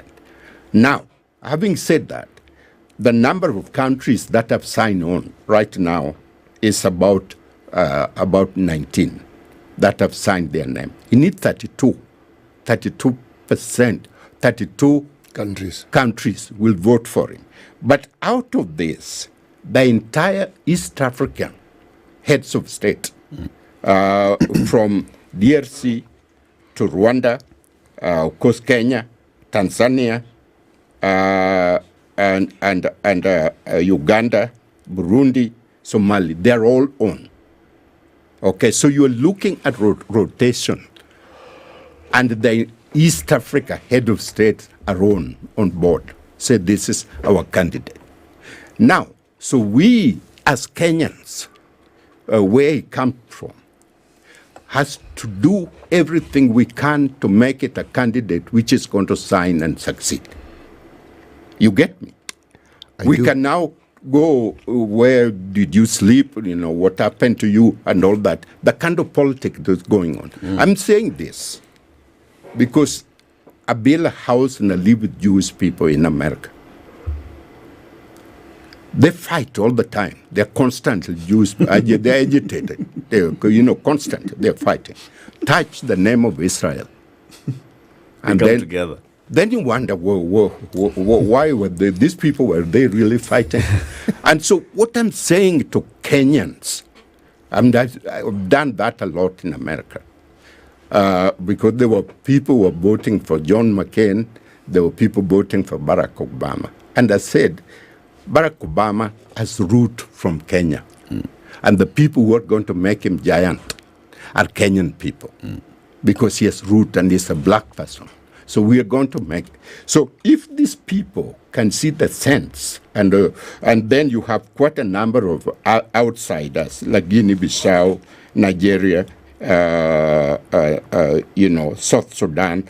South Sudan is part of us. South Africa, Zambia, Zimbabwe are all on board. If they can see this, why are they voting? Why are they coming? If there was nothing about this man, so it is incumbent upon us as Kenya to make him a better person. Prof, something that disturbs me though, Raila is a strong candidate. We believe the AU should have a strong candidate. We should present a strong candidate. But the other countries who haven't signed on to this, are we certain that they also want a strong candidate? The last time we had a really powerful person helping us was Gaddafi, remember? And he was serious. NASA was serious. Nkrumah was serious. Haile Selassie was serious. Of this lot, the person who had a good go of it was Nyeri, retired quietly. Simple. Yes. I'm simply asking the question, does the continent actually want a strong leader? Let me, and I've spent a lot of time thinking about this, my friend, which is asking what's really wrong with us. What really is wrong with us? The continent and the people of the continent want it now. They don't want to wait for tomorrow. Okay? And that is cutting across the board. People of Yacht, I want Yacht. The Middle Easterns. America, I want a big house. I want a big car, the car we are driving, V8, okay, in the middle of everything. And then you take it to a rural area where you cannot drive it and park. But you want it now. We're not ready for doing the kind of things that Lee Kuan Yew did, that South Korea did. And we're ready, South Korea has what's called mindset. We're not willing to work and sacrifice for tomorrow. We want it now. And therefore, this is the lesson that Raila and everybody is going to have to come to. We're not just electing you to be the leader, representing Africa and all that. United Nations structure is coming. Is Africa going to be represented in Permanent Council of United Nations? Security. And will they be able to have veto power? Veto power. See what I'm talking about? That's what we want him to go and do. We are the largest number of representatives in United Nations. Why is Africa not having veto power? Why smaller European countries have more power than we have in Africa? And so we must feed our people first. Prof. And demonstrate to the rest of the world. That's where we are coming from. Let's end it there. Come again soon, please, Prof. Come again soon for another more conversation. Professor Noami Damba is a foreign policy and defense expert working behind the scenes, preparing Raila Odinga for the candidacy of the AUC, AU chairperson. This is Kenya's biggest conversation. Thank you for tuning in. Have a lovely day. It's 10 a.m. We'll see you tomorrow.